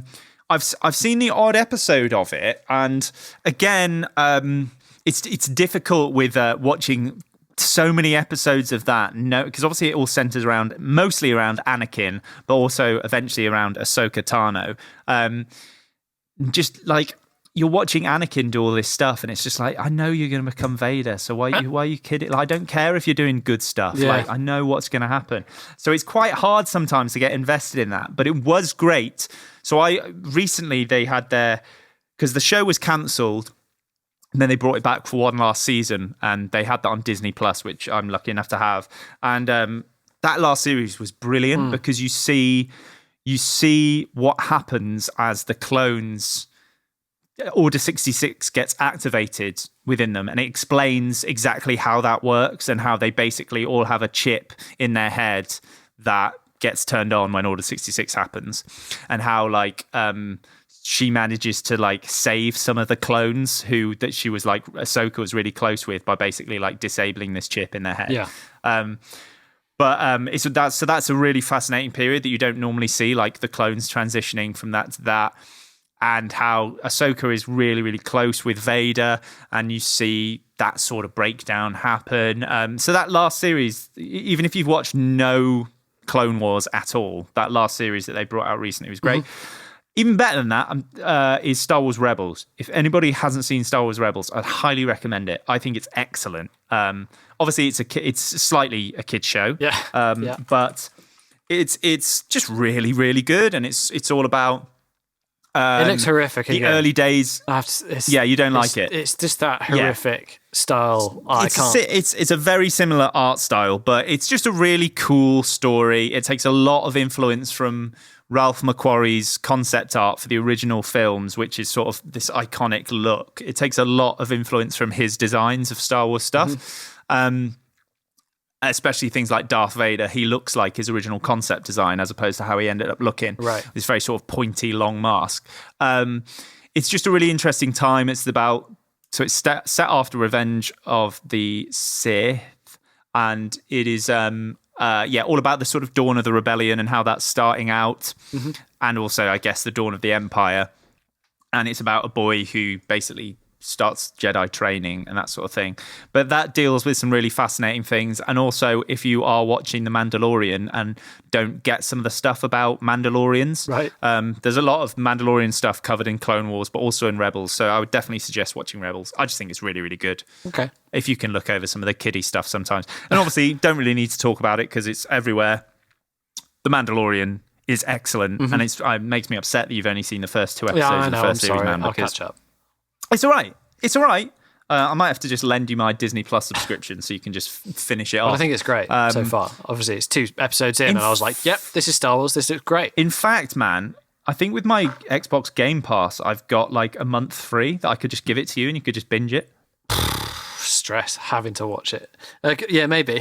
Like being forced to watch it. I'm so sorry that I can give it to you for free and you've got to watch it. Oh, what a stress. Yeah, sorry, man. Or don't, it's fine. But yeah, Mandalorian, obviously brilliant. The second series just ramps everything up a notch. And I think this second series of Mandalorian is the best Star Wars thing since the original trilogy by a long way. It's brilliant. And the way that show is done, it's just a shame that it ended with some dodgy CGI, but I won't go into any more than that.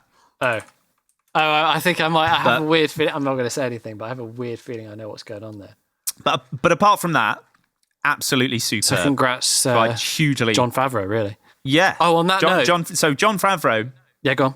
John Favreau and Dave Filoni, who is the creator and big mastermind of Clone Wars and Rebels. So he's like this ultimate Star Wars nerd who knows the universe inside and out, combining with John Favreau, who's had huge successes in films that he's made, and they've just smashed it out of the park. They really have. Yeah. Speaking of Star Wars related news, did you hear about John Favreau's been critically injured? Actually, has he now? Yeah. So I'll read this article. Writer-director John Favreau is in critical condition and receiving treatment in hospital for severe spinal injuries that occurred as a result of filming Disney's The Mandalorian series.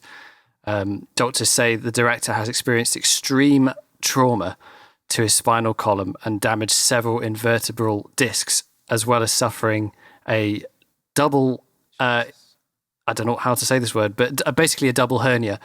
The injuries have said to have been sustained due to the extreme weight the actor encumbered while pulling the entire Star Wars universe out of a massive hole.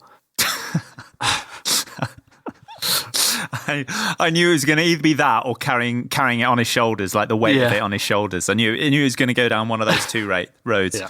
Also, just me chuckling during you telling that, because I know where it's going, just sounded hugely insensitive if people didn't realise it was going in the direction of a joke.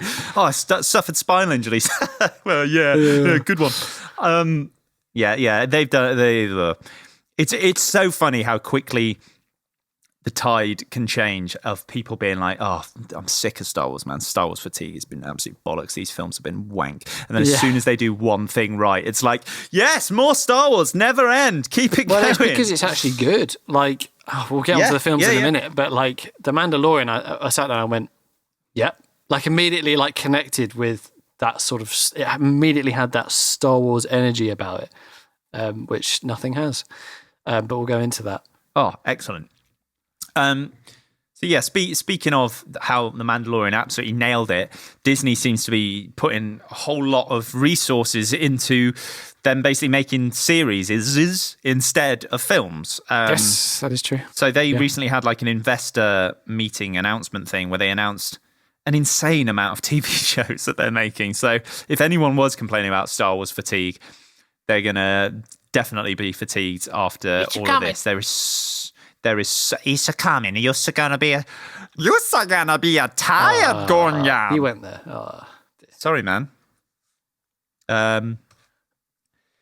Anyway, so they're doing loads. I'll read you the list. Mandalorian season 3, Andor, Book of Boba, Ahsoka, Rangers of the New Republic, Kenobi, The Bad Batch, Star Wars Visions, Lando, The Acolyte, are all series coming to Disney Plus, and there is one movie announced, Rogue Squadron, which is pretty cool. Yes, I'm well up for that. I'm not. Well, I'm slightly filmed out, but in terms of series, Mandalorian, anything to do with Kenobi could be good. Although they've confirmed that Hayden Christensen is going to be reprising his role as Anakin. How do you feel about that? It's difficult because there were a lot of things wrong with episode 1, 2, and 3. And you can't throw it all on his back. I think it's very unfair.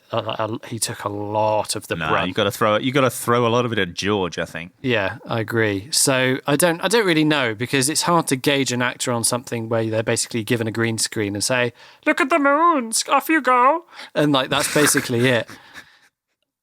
Why was Kermit telling me was he directing one of the films? No, that was Lucas. So I don't really know, but it could be a redemption for him because it's not Lucas directing. So I don't know. Yeah, it's hard to have an opinion on it.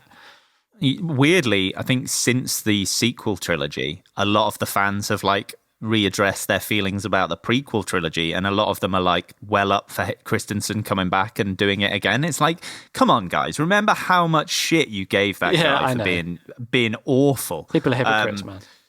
They are. But yeah, it's interesting to see them go down the route of TV series, but it's because The Mandalorian is so good and so successful. It's such a different storytelling method to a film that obviously they just think that they can manage it a little bit easier. And I guess it's with series, you can have a shit episode followed by an amazing episode all within the same, season. Whereas if you screw up a film, that's it. Well, I suppose there's so many like potential time periods to look at and like individual stories to look at that it almost suits a more episodic format rather than going, right, cram a film in between these two timelines or cram in a film about Lando in between these two timelines. And it's just like a lot of pressure. Whereas it's confusing as well as an audience member to like, if you went to the cinema one year to watch Rogue Squadron and then the next year it's set in the Old Republic, you're like, where am I? Yeah, absolutely. I mean, I wonder... part of me, is this just something where they can just rinse fans for cash? Like it's harder to get people to go to the movies, especially at the moment. So like, hey, people buy Disney Plus if we do loads of Star Wars episodic content. Or is it an admittance that the latest trilogy was just pants and like, look how good The Mandalorian is. Let's give it to people that really care and know what they're doing and like explore like those smaller stories and things. I don't know. Like, but maybe I'm being cynical. But it's one. No, I think it's also just putting things in the hands of people that you trust, and have proven. Like Dave Filoni has a proven track record at delivering on Star Wars serial content, as in season based content, like with his cartoons. It's like he's proven that he can do that. Attach an excellent filmmaker like Jon Favreau to it. Like, yep. It's a recipe. The issue is if they're making 10 new TV shows, not all of them can have Jon Favreau and Dave Filoni attached to them. So they could. Well, they could do, but they slow down those releases. Might choke on all that content. Severe spinal injuries. That's very true. So yeah, I'm very interested to see how a lot of them turn out. One of them that's just quickly before we move on to the films, one of them I'm particularly excited about is this thing called Star Wars Visions. And it's basically, I think it's 10 different anime creators are doing like one-off anime little stories within the Star Wars universe. And I don't know if you remember, they did it for The Matrix, and I think it was called Matrix No, what was it called? I know what you're talking about, and I never saw it. And they basically let loads of anime directors make little stories, and they're basically doing the same thing but with Star Wars. And I'm well up for that. As a fan of anime and Star Wars, I'd be so interested how they get on with that. Love, Death, Robots on Netflix. If you watched it, yeah, I watched that. That was great. Yeah, so so they're not really connected, but they are like they're all of a theme, but they use different. It's like an anthology styles. sort of thing. It's great. No, I love that kind of thing. Yeah, so I'm well up for that. Do you know what I'm well up for? What? I'm up for another little list. Oh, are you? Yeah. So why don't we kick off let's kick this off hard, the film section, the big section, with another list. So prequels, original trilogy, sequels, how do we rank them? Like, when is Star Wars at its best, man? Like, what's your list? And I'm gonna put a caveat in here. Let's keep it simple. Numbered films. And then okay, if so I'm going to kick out Rogue One and Solo, they're gone. I think so. But if you want to, I'll tell you what. No, you keep them in, man, because I know you've got some opinions on them. Yes. Why don't you keep them in? I'm going to do numbered ones only. Okay, that's fine. But for you, keep them in. This is I feel like this is the biggest, the hottest long-running debate of all time is ordering the Star Wars films. And obviously, as the list gets longer, it gets harder and harder. But I actually did this surprisingly quickly, and it could probably change again. But this is what I've gone with. Okay, sure. This is my definitive order. I'm going to start from the bottom to the top, so worst to best. So worst for me is Star Wars Episode 2, Attack of the Clones. Oh, yeah, cool. Do not like that film. Really, really bad film. That agree. Awful. I mean, there's not a lot to say about it other than this is really the pinnacle of where Hayden Christensen and Natalie Portman share some of the worst acted scenes I've seen outside of the Twilight Saga. Genuinely, just bad stuff. Mainly bad acting, but bad writing. It was the first time I noticed they were like, whoa. Who's right? George Lucas can't really write dialogue. I thought he could. Can't. No, he can't. But he can't. This is awful stuff. I think there were moments in Phantom Menace where I was like, oh, this is bad. But it's like, oh, he's a child actor. He gets away with this. Or at least it's acted by good people. But in this, nah, man. You cannot hide behind it. A lot of standing around in front of green screens with terrible dialogue that just can't be hidden. Yeah. All green screen, all just random shit going on. The only redeeming feature was, yes, when I saw it at the cinema, I smiled with joy when I saw Yoda pull out a lightsaber. Apart from that, that film is dog shit. But yeah, seeing Yoda flip around with a little lightsaber is just superb. But yeah, just not quite a boring film. I would say. I think it's just boring. Well, I think 1, 2, and 3 are all boring, but special accolade to Attack of the Clones for being the most boring. Yes. 1 and 3 have things within their plots that redeem them, no matter how bad they are as films. Yeah. But anyway, we'll get on to that. Crack on. So that was number 11 on my list. Next up, number 10, I've gone with The Last Jedi. That is because I just fundamentally disagreed with some of the choices that were made in that film. Is this, to clarify, is this is from the latest trilogy, and it's the middle one? The middle one, yeah. Great. Yeah. I could spend a very long time going over this, but we've sort of, after we've given our list, we've got sort of best and worst moments. So I'll go over some of the stuff in more detail. But yeah, fundamentally disagreed with some of the choices made in this. I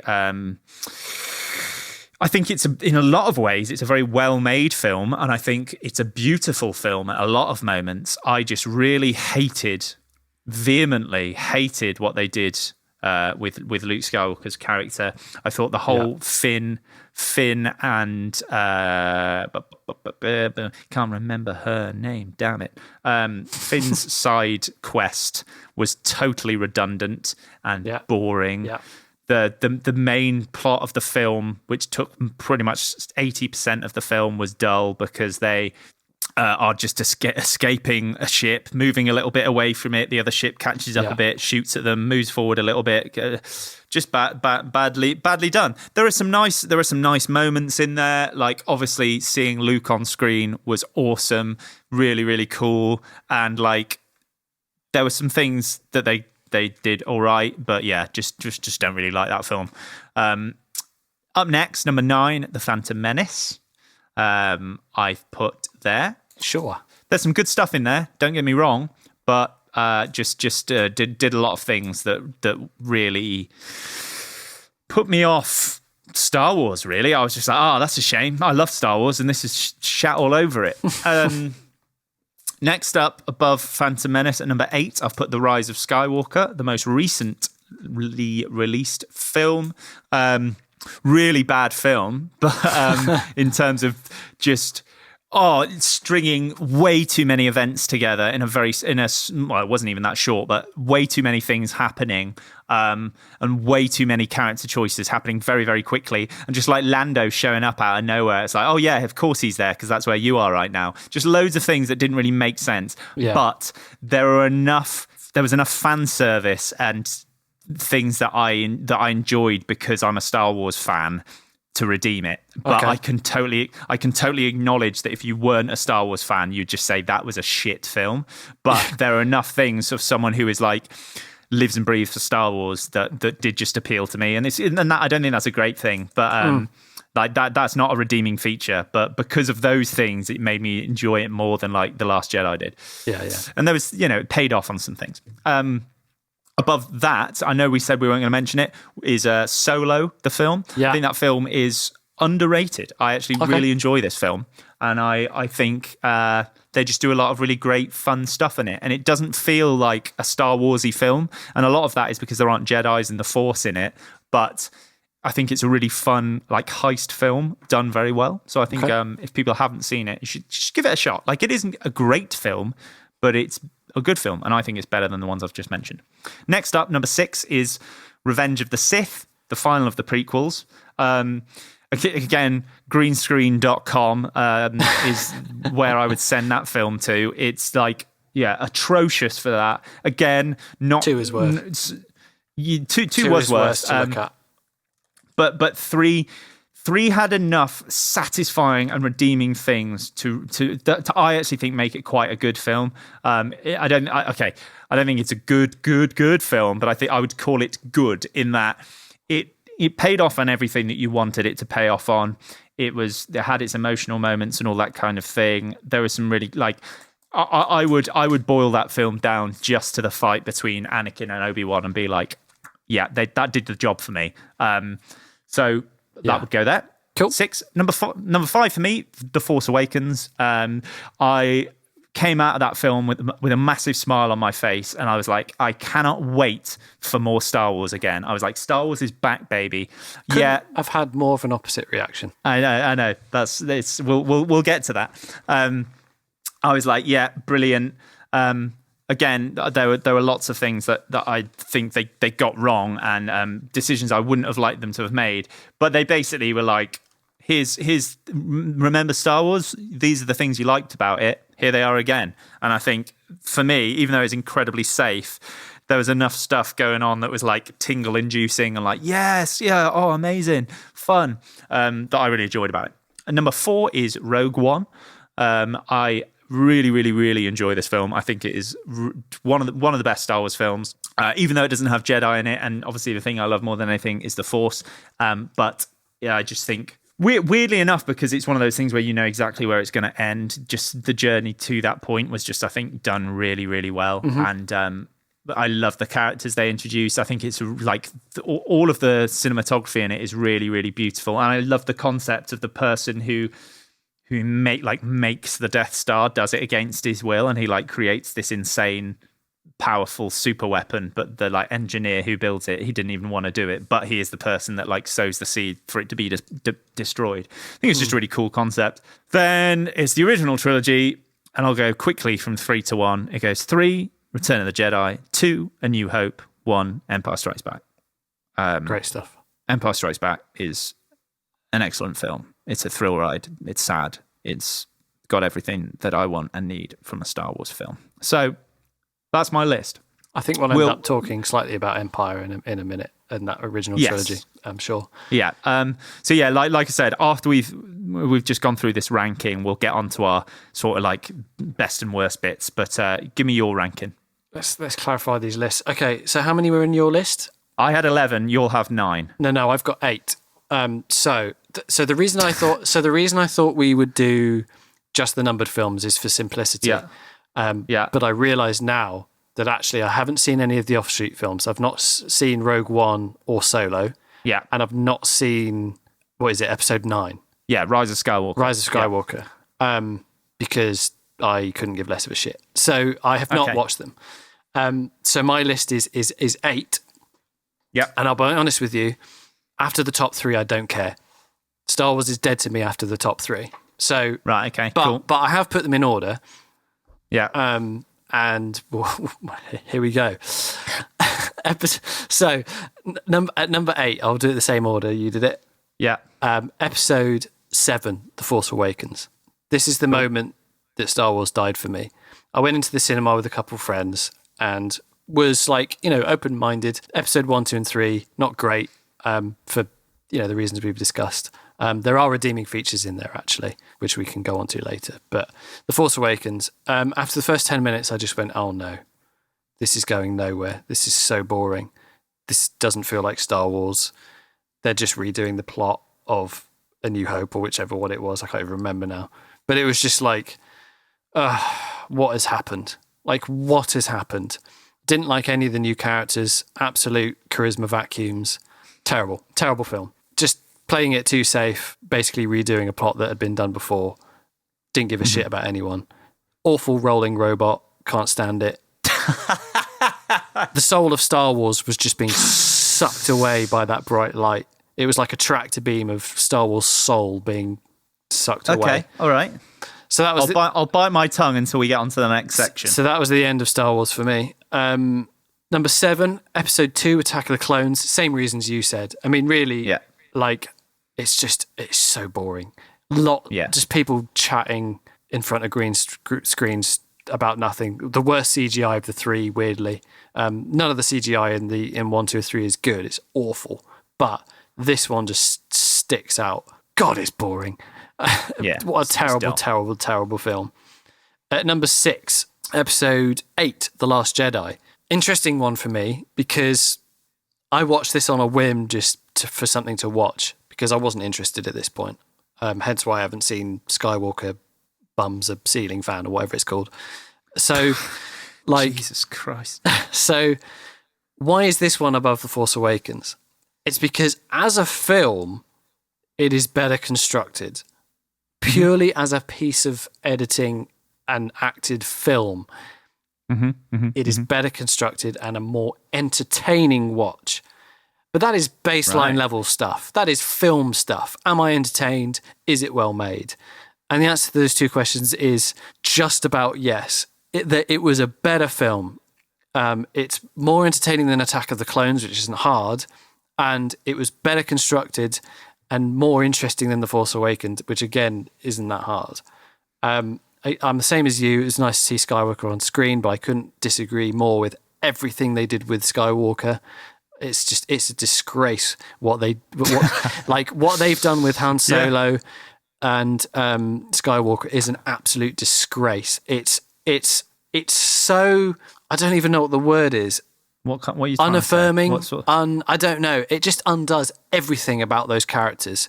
It's done with such a disrespect for those two characters that they just think, right, it's the new season of Star Wars, as in we're sort of rebooting, so just kill them off. Like, genuinely, they might as well just open the Star Wars Force Awakens with them hanging at a noose and just been like, yeah, they're dead. Because they don't give a shit.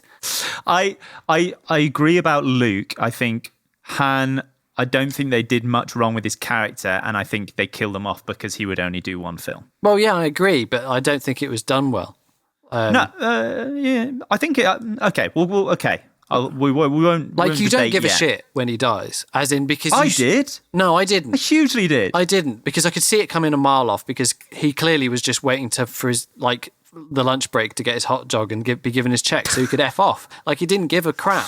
He's just standing there in front of whatever his name is, long hair man, Chad, and like just stands there and goes, "You're my son, something, what's my line? Is it lunch?" Yeah, and then gets stabbed. Like, I couldn't give less of a crap. Terrible. Okay, that's okay. But The Last we'll agree to Jedi, disagree on that. it had a couple moments that were like good spectacle. And then for some reason, Skywalker's sat in the north of Wales and just disappears. And I was just like, right, great. At least he's gone with like a modicum of dignity, unlike Solo. Anyway, so that's that film. Number 5, Episode 1, The Phantom Menace. This is the film that made me sick at the cinema. Lots of boring And talk. that's a number 5. No, Jesus I know. Christ, and this made you vomit. I hate to think of your bodily reaction to the ones below it. So again, lots of people talking in front of green screens. A kid that couldn't act, not really his fault. A really boring pod racing section that didn't need to be there. Oh, mate, I like the pod racing was up there for one of the best bits. But Qui-Gon Jinn, love Liam Neeson in this film. Love Darth Maul in this film. And love seeing Anakin growing up and learning from his master. So those are the 3 sort of main things in this film that like just about hold it together. The problem is that, you know, could I sit down and watch it again? I don't know, because I'd be very, very bored, because all the in-between stuff is just rubbish. And the CGI, The Trade Federation. yeah, and the CGI is terrible. But Qui-Gon Jinn, excellent.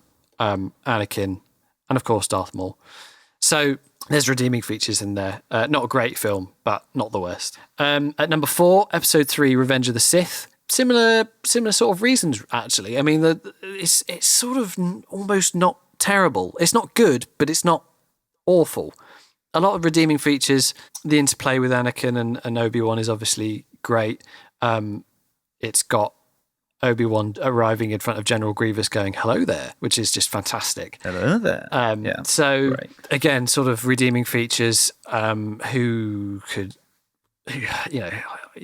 really snarl at Anakin turning into Darth Vader, regardless of who the actor is? It's kind of great. Yeah.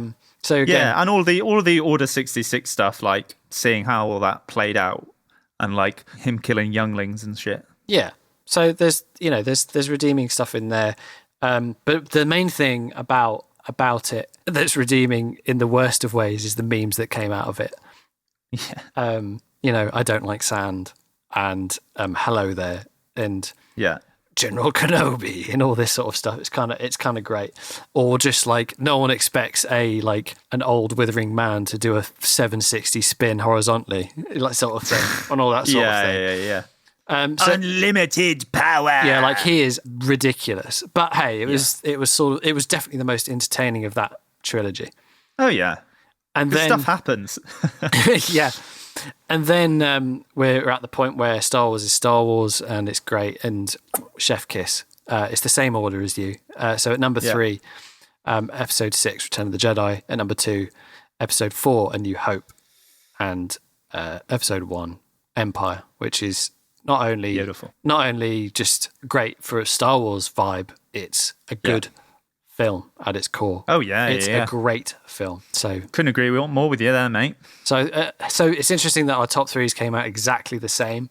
Obviously, our lists are a little hard to balance because I'm not skipping out quite a few films. But yeah, interesting lists. And I think at its core, I agree with you in that the original trilogy are Star Wars to me, and everything around it, I'm like, oh, I enjoy it. I have enjoyment from this because it has Star Wars elements. But to me, if we're saying what is Star Wars to you, it is the original trilogy. Yeah, I think it's almost easier to not argue about the other stuff because we have there's like a common ground where we go, you know what, Star Wars. I mean, for me, Star Wars is only the original trilogy is the problem. Yeah, and I think the redeeming features in all of the other ones allow me to sort of allow me to consider them. And I on a yearly basis rewatch every Star Wars film. That's something that I just do on a yearly basis. And now I have all of these more films to watch. So in lockdown, me and Lorna watched through them all again. And you do rewatch the prequels and think, oh, you know what, these moments aren't quite as bad as people kind of give them credit for. But again, that might be just because the moments in the sequels have now become a bit shit. It's like, oh, maybe actually the prequels were all right. But yeah, if you were to sort of like bring out any best or worst moments, have you got anything that springs to mind? Oh my goodness. Well, the obvious, the reveal. I am your father is an absolute classic. Anything to do with Solo saying "punch it" in the original series, punch it, Chewie, is great. Yeah. I've got to point out, I can't remember which film it is now, but it's where Leia says to Solo, "I love you," and he just goes, "I know," and it's just like, brilliant. Yes, brilliant. That is absolutely excellent, and apparently a Harrison Ford ad-lib, essentially, or at least he said it in a take, and they were like, yeah, do that. That's and great. Then he did it in all of the subsequent takes. I'm gonna reference the Darth Maul fight and Qui-Gon Jinn's death, because again, that's in my best moments as well. Yeah, it's just fantastic, and it's the first time you see the another Saber. Not when they went stupid with whatever his freaking name is, Saber, and the cross guard is utterly ridiculous. Oh yeah, but, Kylo Ren's, yeah. But the double-ended saber, you sort of went, yeah, okay, I could see that, and it's like when he reveals it, and then the other side comes insane. out, and you're just like, oh, come on, and like the patience of Qui-Gon Jinn, like meditating between the laser walls and stuff, great. And his death is obviously very heartfelt and well done. Yeah. Worst moments, I think it was the realization in Force Awakens of just knowing it wasn't going anywhere. Just that. I want to know when that occurred to 10 you. minutes in. What but was there a specific moment? I can't remember. It was just this unsettling feeling of it all going downhill, and I was bored. Yeah, that's really The interesting. entirety of Attack of the Clones is probably a worst moment because it's not good. There's nothing good about it. No, even like the stuff that should be interesting, which is like the development of the clone army, is just so sterile and so dull. Like all of it is just really, really dull.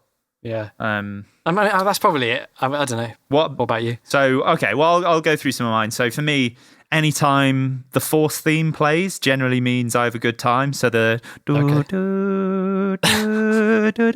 just like, yep, oil me up and slip me right in. Anakin burning in the lava. Ewan McGregor, he's slapping the cat's ass that I gave him for Christmas.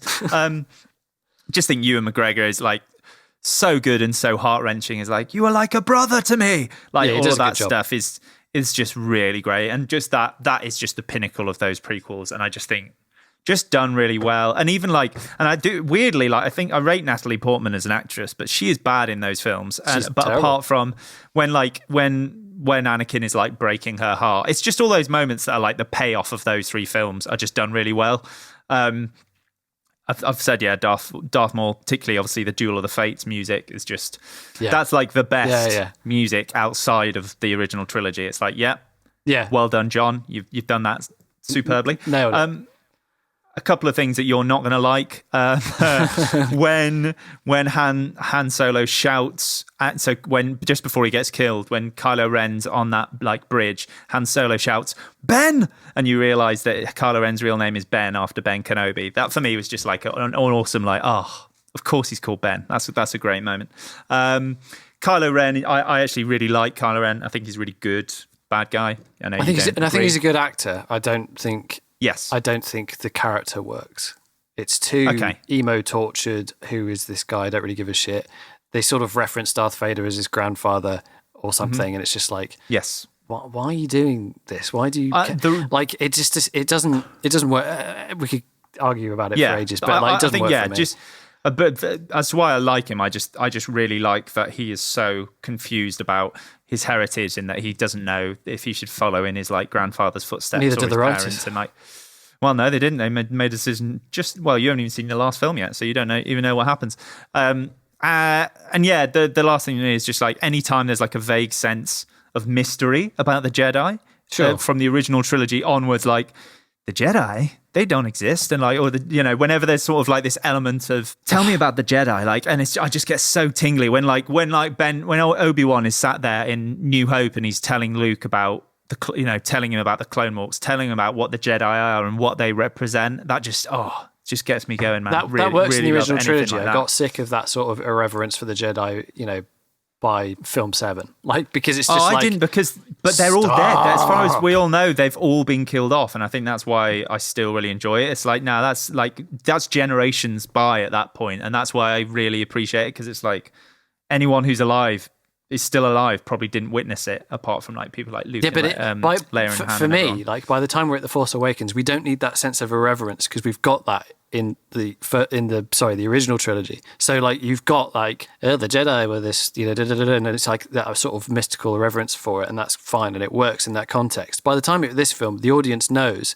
we don't need more. The Jedi, what's going on? I feel tingly. How do I lift this with my eyeballs? Like, we don't need that anymore.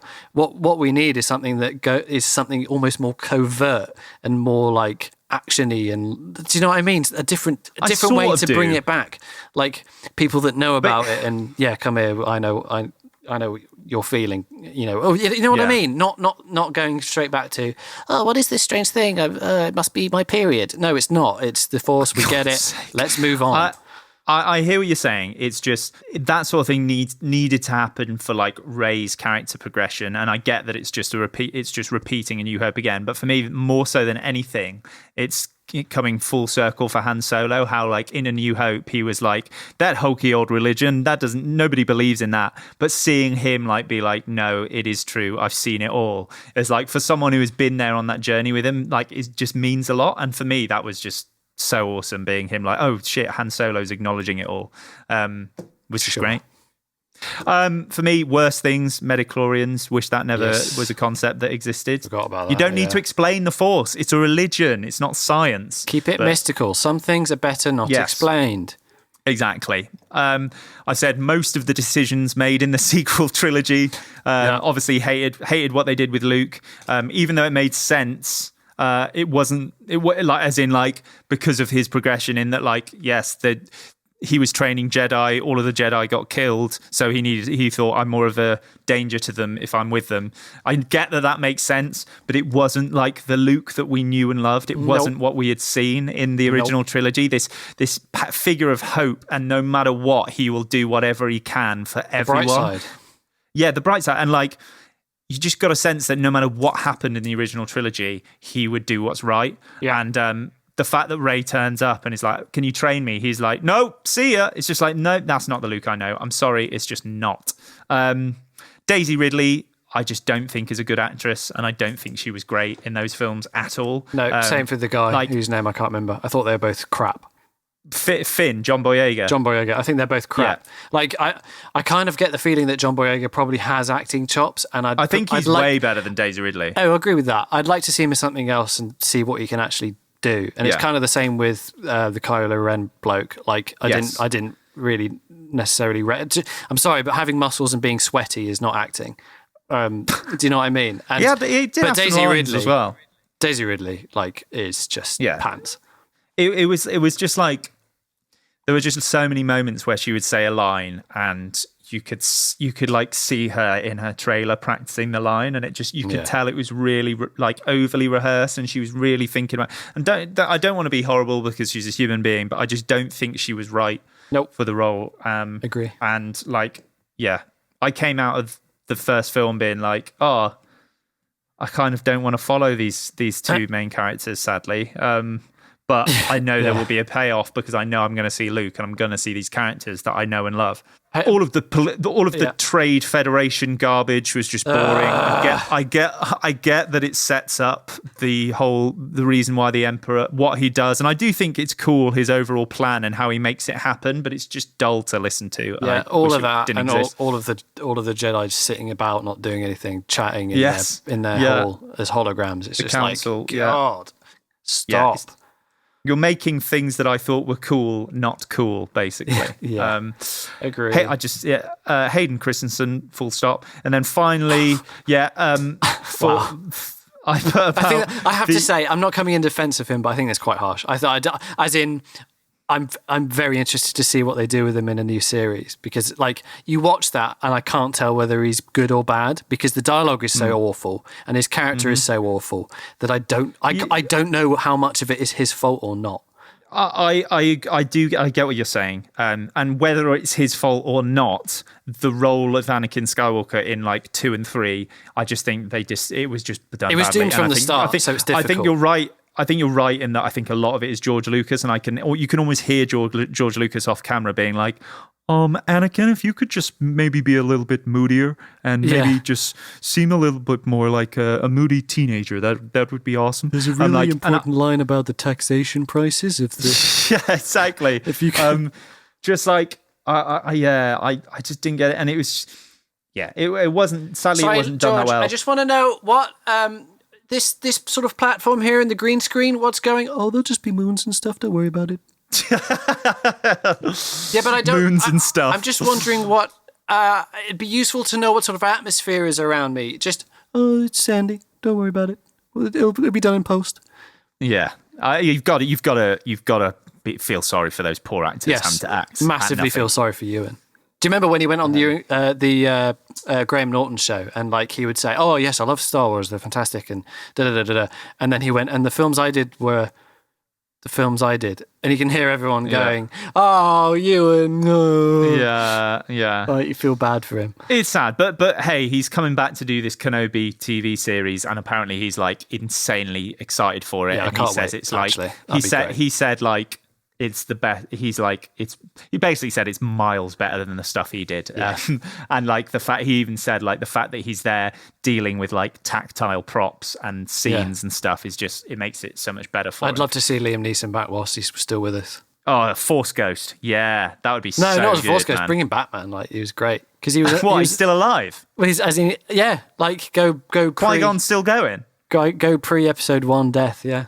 Anyway, well, that's best and worst moments. My very last one. Go for my it. very, very last one, sorry, was just just Force Awakens redoing the plot of A New Hope, which was just incredibly lazy. And even though like there were some moments which did hit like nostalgia vibes and like seeing old characters and stuff. Yeah, just things like them just doing another Death Star was just a huge eye roll. I can remember sitting there in the cinema and literally rolling my eyes, being like, just really, at least make a joke out of it or something, because this is silly now. Yeah, I agree. So yeah, sorry, that's all my best and worsties. Excellent. Sticking with a similar theme then, what would you say is the most underrated film of the bunch and the most overrated? Okay, Rogue One is excellent. I genuinely think it's excellent. Phantom Menace is a grower. I think if you watch it again now, you'll realise, yes, it gets a lot of hate for some good reasons, but actually as a film, it's not atrocious. Last Jedi gets a lot of hate, and I can remember when it came out, it literally like the fan base just like were distraught, and I think a lot of that is because of the Luke Skywalker reasons that. So is this underrated or overrated? Sorry, this is a bit of both. This is. It's underrated because it gets a lot of hate, and I get why, but I think it's an all right film under everything. Okay. And then finally, Rise of Skywalker is subjectively a bad film, but I think it is. It has a lot of very fun and a lot of very satisfying moments. So I think, as a Star Wars fan, there are enough things in that film that made me be like, yeah, I liked that film. But then if you look back at it and you think about everything that happened in it, you're like, actually, no, that was bad. So yeah, it's a really weird one. But I would say in terms of most underrated, Rogue One and Solo are miles better than any of the sequel films. If you had to pick one. Rogue One. Rogue One is an underrated film. I think it's and excellent. Most overrated is.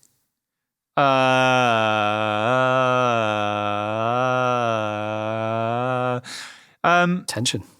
I would say Empire Strikes Back, just because it is excellent. No. I would say no. Okay, so I'll do mine now.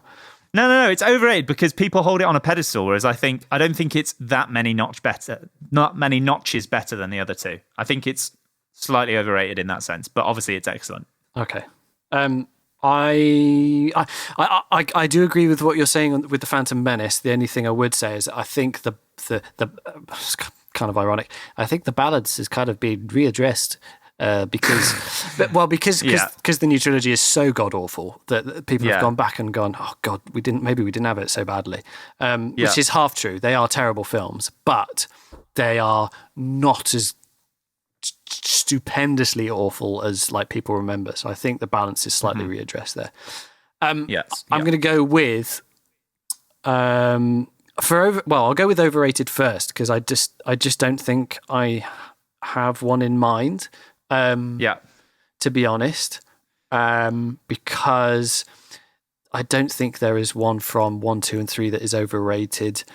I don't think there's one from 4, 5, 6 that is overrated because Empire being on a pedestal, I think it's right that it is because it's like, again, I know what you're saying. Is it really that many notches above A New Hope and Return of the Jedi?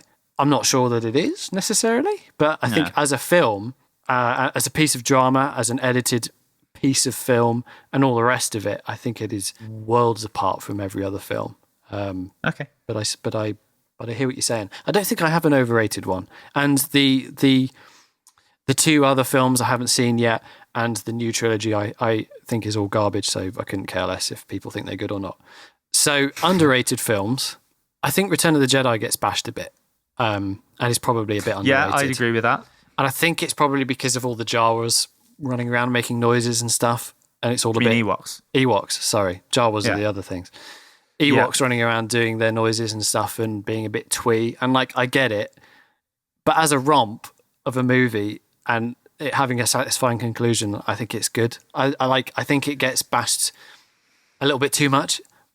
I think I think it was people who were of sort of, adult age who were Star Wars fans at the time of its release really bashed on it because of the Ewoks. But I think because I was a kid when I watched it first, I was like, these don't bother me. They're just they're more creatures in the world. As in, they're a bit cute and probably were put in to sell cuddly toys. But like, they don't bother me any more than like you said, like the Jawas or anyone else does. Yeah. I thought it worked as a film, and like having gone back and watched it, I was just like, this is fine. This is great fun. It's like Indiana Jones. Yeah. It's just good fun. It was a good film. Also, green lightsaber is my favourite thing. Oh yeah, it's the best. So yeah, I'd say overrated. I don't think I have one. Underrated. ROTJ. Yeah, Return of the Jedi. Right. The main question on everybody's lips and ears and sinew is whether or not they should have even made the sequel. I mean, okay, Ooh. we can make this a larger question than it is, but I think we'll make it easy. But yeah, so should they have made these sequel films? I was going to say, should they have made the prequel films? Right. But I guess that's a larger question. Let's start with that. Should they have made the prequel films? Why don't we just slam it into one? Should they have made any more films? Should they have made any more films? Mark Liddell, they made the original trilogy back in the late 70s, early 80s. Should they have left it at that? I mean, we're back on the Jiggy's infinitization point, aren't we? We're back on, do we need more of things? Does it really have to happen? How do you answer that? I mean... I'm going to put it this way. I haven't really liked any of the things they've made since 1983, and no amount of like pouring on John Williams' score can fix those movies. Yeah. So like from that perspective, it's like leave well alone. But of course you want to revisit things like you like. Yeah. It's difficult, isn't it? There's some things that are definitely best left alone. Like Aliens 3 wasn't great, but like Alien and Aliens, and then he went back and made that god awful. Prometheus, was it? I haven't seen Prometheus. And just like it just tears apart everything that you cared about because it's like I was saying earlier, leaving stuff unexplained is sometimes the best thing you can do. Oh yeah, it's keeping it's the sense of disbelief and so that's not at all what I mean to say. The mystery and the unanswered questions is great because keeps the imagination rolling. It keeps the imagination rolling, and it creates debate, and it creates, those questions in the audience's head, and sometimes those open questions is what makes things great. However, it can also, like, if you do have a question and you like posed it to the creator that, what does this mean? And they can just go, and kind of touch their nose and might not have an answer, but it makes them look like a genius. So who cares? Do you know what I mean? Yeah.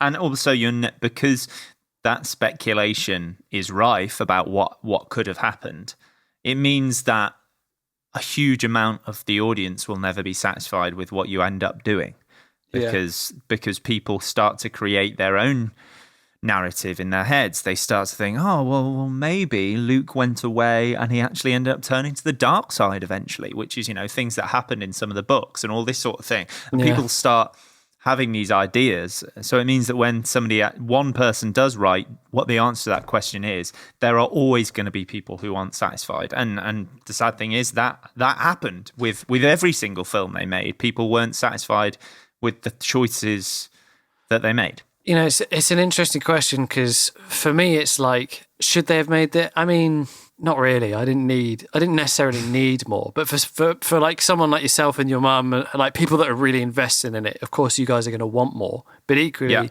it's you guys I feel more sorry for. Like for me, it's just like, drop it, like whatever. But for you guys, it's like more disappointing. It's worse. And I know, like, you probably don't dislike some of these films as much as I do, but I don't know whether that's because you're so invested in it that you're just able to see past it, or or blind to it, or whether it's like actually like feel a bit sorry because it's like, this could have been so much better, and you could be so much more fulfilled and satisfied for it if it had been taken care of properly. Yes, and I think that's where I'm at, in that because I'm such a huge fan of the world and the lore and everything around it, I would rather there be more Star Wars than no Star Wars, even if the more Star Wars is bad Star Wars. Do you know what I mean? That's sort of where, and I will never grow tired of more Star Wars, because I just want to continue to live in that world and enjoy things within that world. Yeah. I mean, I am sad about the legacy of characters that I fell in love with, to me, has been tarnished massively. Yeah. But I'm still glad I saw that happen, because in a way it answered my questions with wrong answers. But in my head, I can still think, yes, no, the answer that I had in my head is the better answer. And like, even though that's a silly way of looking at it, it's almost, I still like to think of all the choices that they could have taken as opposed to the ones that they have taken. And I'm just sort of happy that that Star Wars continues to sort of be in the zeitgeist and still is talked about, and it's continued to be introduced to new generations. And even though us people from previous generations of Star Wars fandom don't necessarily enjoy what they've done, there will be young people out there who are obsessed with Rey, who are obsessed with Finn and Poe and Kylo. I mean, they're wrong, but like there are new generations that will really enjoy those things, and then will go back to discover all of the old films, and they might love Jar Jar Binks, and they're wrong, but like they might come away from it thinking this is all great stuff. So I in my opinion, I will never grow tired of Star Wars, because it's my favorite franchise, and it's the moment when they get it so wrong that the thing is, I can't see myself just severing all ties, because I love all of the old stuff. So it's like, I still got that. I can take from it what I want. Like you, in a way, you severed your ties, and it was like, well, I don't want to upset myself even more by watching Rise of Skywalker. I've severed my ties, but you've still got the stuff that you enjoy. You just are gutted with the direction they took. Yeah, I mean, I can kind of watch episode 1 ironically and enjoy the bits that I enjoy, and the same with 3. I'd easily ignore 2 and then just watch the original trilogy, or just watch the original trilogy. Yes. And there are great video games as well. And obviously, a lot of the video games go off-piste as well with what's lore and what's not lore, and what's in between what film, timeline. So, there's a lot to sort of cherry pick from. But I guess for me, it always like messes with the intrigue and the mystery of it all when they go in and just like tarnish it and like, you know what I mean? Don't respect it. Yeah. And I hear that. And it's also like, I don't know, I think the thing that I respect about The Last Jedi, even though I disagree with the decisions made about Luke, is that they weren't just trying to please the crowd. And I think what J.J. Abrams did with The Force Awakens and The Rise of Skywalker was, I'm going to do the thing that will offend the least amount of people. And in doing so, actually upset people a lot because it lost the spirit of Star Wars. Whereas at least Rian Johnson with The Last Jedi, he made really bold decisions and was like, this is what my vision is for this part of the saga.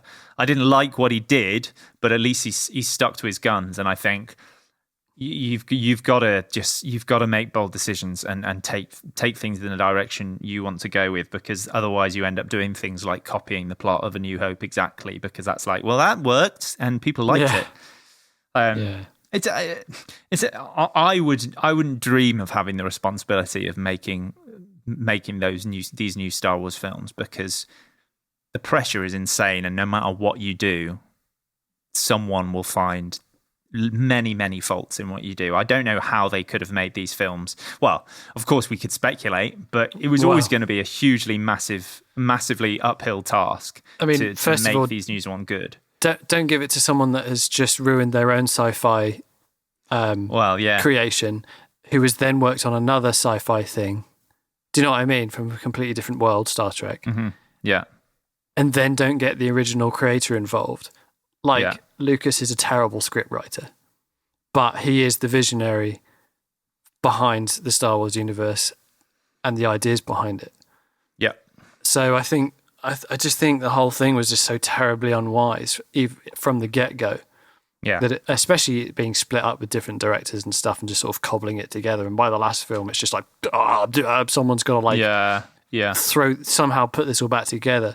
This needed a longer, drawn-out, written life. It needed to have life on the paper before they just started making the films. And it needed to be the same director all the way through.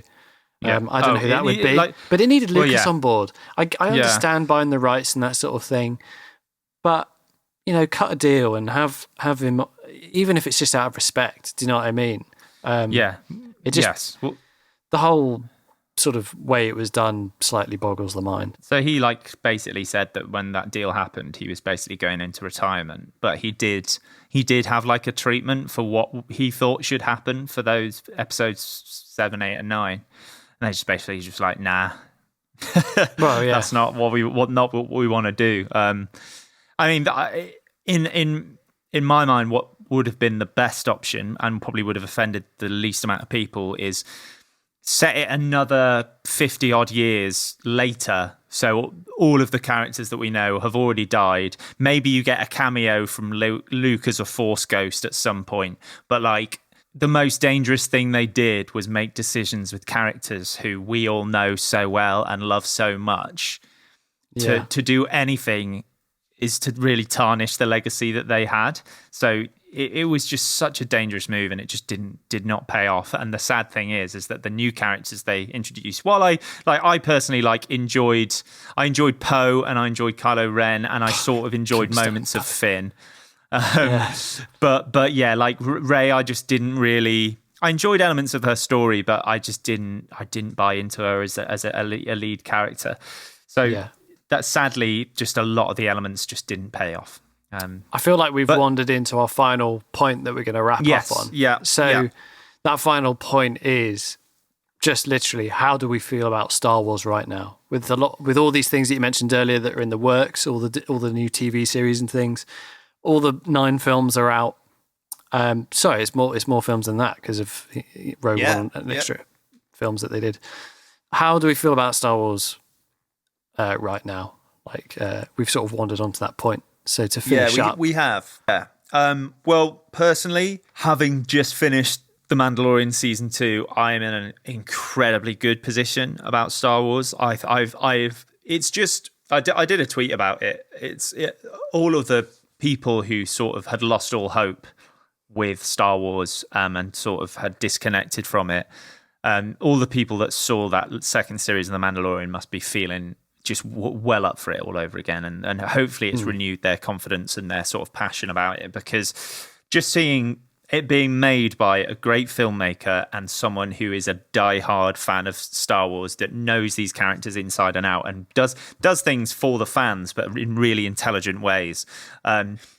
It's got to have renewed a lot of passion for people, and it's just really exciting. And I think it's worrying to see the 10 new shows or whatever that they're working on. Don't get me wrong; it's like not all of them are going to be hits. That's a lot. It's a whole lot. Like they're not all going to be hits. But I'm excited to see what they do with it. I think it's probably a good thing that they've only announced one new film, this Rogue Squadron film. Just because, there probably was a bit of fatigue with the film side of it, and I think it's clever that they're doing Rogue Squadron, which is a film about a squadron of X-wing pilots who, that's all we know about them so far in terms of canon stuff. So like, well, there's loads of there's a game called Rogue Squadron. There's games and there's a lot of lore within the other games, but apart from that, exactly. But you'd have to dig a bit. I guess in terms of like in the canon, they're only mentioned in like Empire Strikes Back or Return of the Jedi. So like we just know they're a squadron of X-wing pilots, which is just great. It's just like that's fascinating to think about what a Top Gun film set in the Star Wars world is going to be like, and what sort of cool characters we're going to get to know. It's just you've got a bit of a blank slate there, and you kind of think, well, I don't need to worry about paying homage to the Jedi or Luke or any of the Skywalkers. I can just make a really great film set in the Star Wars world, and that's kind of really cool. Yeah, that's how Star Wars Squadrons, the video game story, felt to me. That idea that it was not really paying fan service. There's like someone who kind of mentions the Force and is like having these weird feelings and kind of just, so you know where it's coming from. But the game doesn't pay fan service. It goes, here's a great space shooter. Enjoy yourself. And it's good. So I agree with you. There's a lot of like potential for this film to set itself apart as a bit of a adventure / Hot Shots thing. Yes. Kind of not Hot Shots, that's the comedy version. Yeah, I prefer it to Top Gun though. Hot Shots is great. Top Gun rather. But yes, I agree. Yeah, so Mandalorian has definitely left me feeling just really great, and I think the main thing there is just, as opposed to the sequel trilogy, is just being introduced to these new characters that just feel like really well written and likable characters. I think is just what Star Wars is all about, is likable characters. And we mentioned Han Solo earlier and things like that. Like that, the show has done that so well. And like Dave Filoni, like creating characters like Ahsoka, who is an awesome character. Like you trust them that they're going to make good decisions. So I'm feeling good about the future of Star Wars. I think, like we've mentioned before, I would just like a good new game, or an announcement of a really, like, we know there's going to be a Jedi Fallen Order 2 at some point. We've just had Squadrons. I don't really know what else there is in the pipeline for the future, but I'd kill for a Knights of the Old Republic 1 and 2 remake. Yes, like a full remake, not like they're doing with Mass Effect. Just so a full remake. Yeah. That would be. I can understand why they're doing that route with Mass Effect, but for me, a complete remake would be like, yes, that would please do that. Get Blue Point, who have just done the Demon Souls one, to do it, because they're really good at remakes. Oh yeah. It could be next gen as well. It'd be insane. Yeah, that would be so awesome. But I think like, I don't want to speak for you, but like, there's a lot of people, including you, that are pretty like done with Star Wars and pretty salty about it, and are just like, well, they done fucked up again. They did it with the prequels, and they've done it again now, and they need to sort of buy back a lot of people's faith. Is that sort of where you're at? I know so you've only just seen the 2 episodes in The Mandalorian, so you've got more to do with that. Yeah, it's not because I don't want to watch it. I'm just a bit pants at like sitting down and watching series of things. So I've just like not knuckled down. But the first 2 series, I was like, yeah, this is Star Wars. Really had that core through it. So I'm excited to watch more, and I hear that season 2 is really great, as you said. Star Wars has been a bit of a roller coaster for me, because it was like I didn't like dump Star Wars after episode 1, 2, and 3, but it was just like, I mean, the 90s were a weird period for film anyway. There were a lot of weird films during that decade, just because like CGI was the up and coming thing and was misused a lot of the time. And Star Wars is an excellent example of that. But yeah, I mean, when I sat in the cinema and was watching The Force Awakens and just went, oh no. It was just like, yeah, I'm sort of, I just have to divorce myself from this now.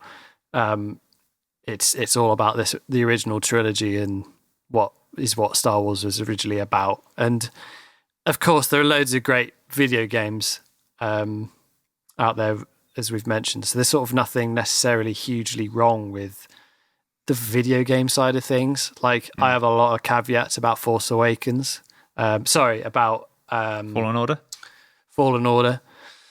But in general, the games are the games. They're all right. Battlefront wasn't great. It's just it's a reskin of something else. But Star Wars, I mean, my biggest issue with Star Wars on the whole is you look at something like Mass Effect, and I've said this before about Mass Effect. What Mass Effect did so well was establish immediately the lore of the universe and the races within it. Star Wars, when it was the original trilogy, it didn't matter too much because you were focusing on those characters. But what started to happen is you would just have like random aliens with no explanation, and some of them would go meep, and some of them would go and it's sort of like, okay, but what's the basis behind this? I don't want big talky explainy things about each race and that sort of thing, but it's kind of like the lid's off. There are boundaries that exist for a reason, and like Star Wars has never felt like it's had the right care and boundaries set on it, so that you can really believe in it and like, do you know what I mean? And like invest in it, and it's all a bit silly. And the problem that Star Wars had before Disney took over and basically retconned everything and said, yes, nothing that existed that we haven't done up to this point is not canon, is that the canon belongs to the fans, which sounds like a great thing, but it really isn't, because like you've basically got, because there's no like lid on it, you've basically got everyone trying to piece every single piece of detail together to try and figure out this entire world, because there's so many strings and ideas. And what is the Force? Where does it come from? What was going on during this time? What happened, between the Clone Wars and and all this sort of thing? And it's everyone is trying to scramble to like put it together. If you look at the Wikipedia, there's an entire page on water, and it lists canonically the appearances of water, and it's like, why? Why does that matter? Man, I need to know that stuff. I need to know where water pops up. Every time someone takes a sip, I want to know when and where it happened. But it's like, it kind of just shows how Star Wars has just never had the due care put round it to like keep it all together, keep it all making sense, make it feel like it's a rich lore. And I've always found that frustrating, because it's something that I connected with Mass Effect like straight away. And it's the same with like, I don't know, Tolkien, Lord of the Rings. The reason like Lord of the Rings works so well, for some people it is just, I love goblins and dragons. It's my favourite thing. That's fine. If you like hobbity nonsense, like you'd love Lord of the Rings. Yeah. But the reason it works on a far deeper level is because Tolkien laboured over hours writing languages and drawing maps and like, the sort of the idea of good and evil and the distant worlds and like the different ages that had passed, and like it's incredible. So you kind of have this, you already have so much basis. It's almost, but the problem with Star Wars is that you had this like great idea, and then it was kind of just like, cool, that's done. Well, I mean, do what you like with that now. A lot from the original trilogy, a lot of the decision making in terms of character names and backstories was made by Kenner, the toy company, who went and named all the side characters and went and gave them, because like obviously they were just put into background shots, all of these people from weird races, and they were there to, and they gave a good indication of this galaxy that's filled with so many races, and it's a hive of scum and villainy on Tatooine and all of this sort of thing. But a lot of the creatures were put in there, and then the toy, because the merchandise was so hugely popular, the toys for Star Wars, they were like, well, we've got to come up with stuff for all of these side characters so we can make people buy them. So that's when they got all of their names and backstories and all that sort of stuff. So people got interested in these characters. Like Boba Fett, he was really only a huge deal because of his toy and because people went crazy over the way he looked and stuff. Like he does very, very little other than get killed in Return of the Jedi.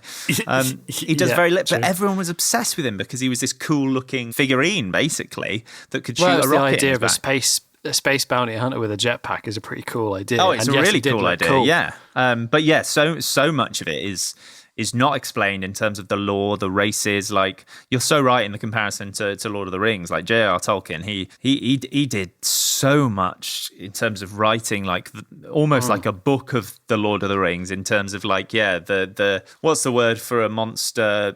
Like what in stuff like The Witcher, they have a book that tells you about all the different monster types. What's that kind of thing called? Oh, I know. I know bestiary. But yeah, bestiary. It's almost like that sort of concept where he's just writing.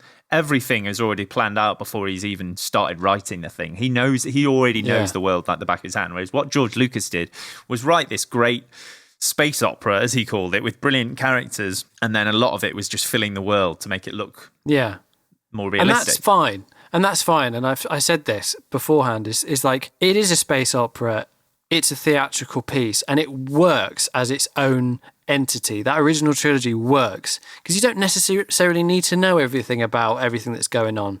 But when the lid was kind of taken off it because it was so huge, and no one went, okay, let's settle a few things, and you know what I mean, and like take care. It was just like, great, well, we've got CGI now. Should we go and make some more films? It was like, and then like they just, I don't know. It just always felt like it never had the tender love and care that it needed to move it forward. It's small things as well. Like if you go back and watch the prequel trilogy, they just add more.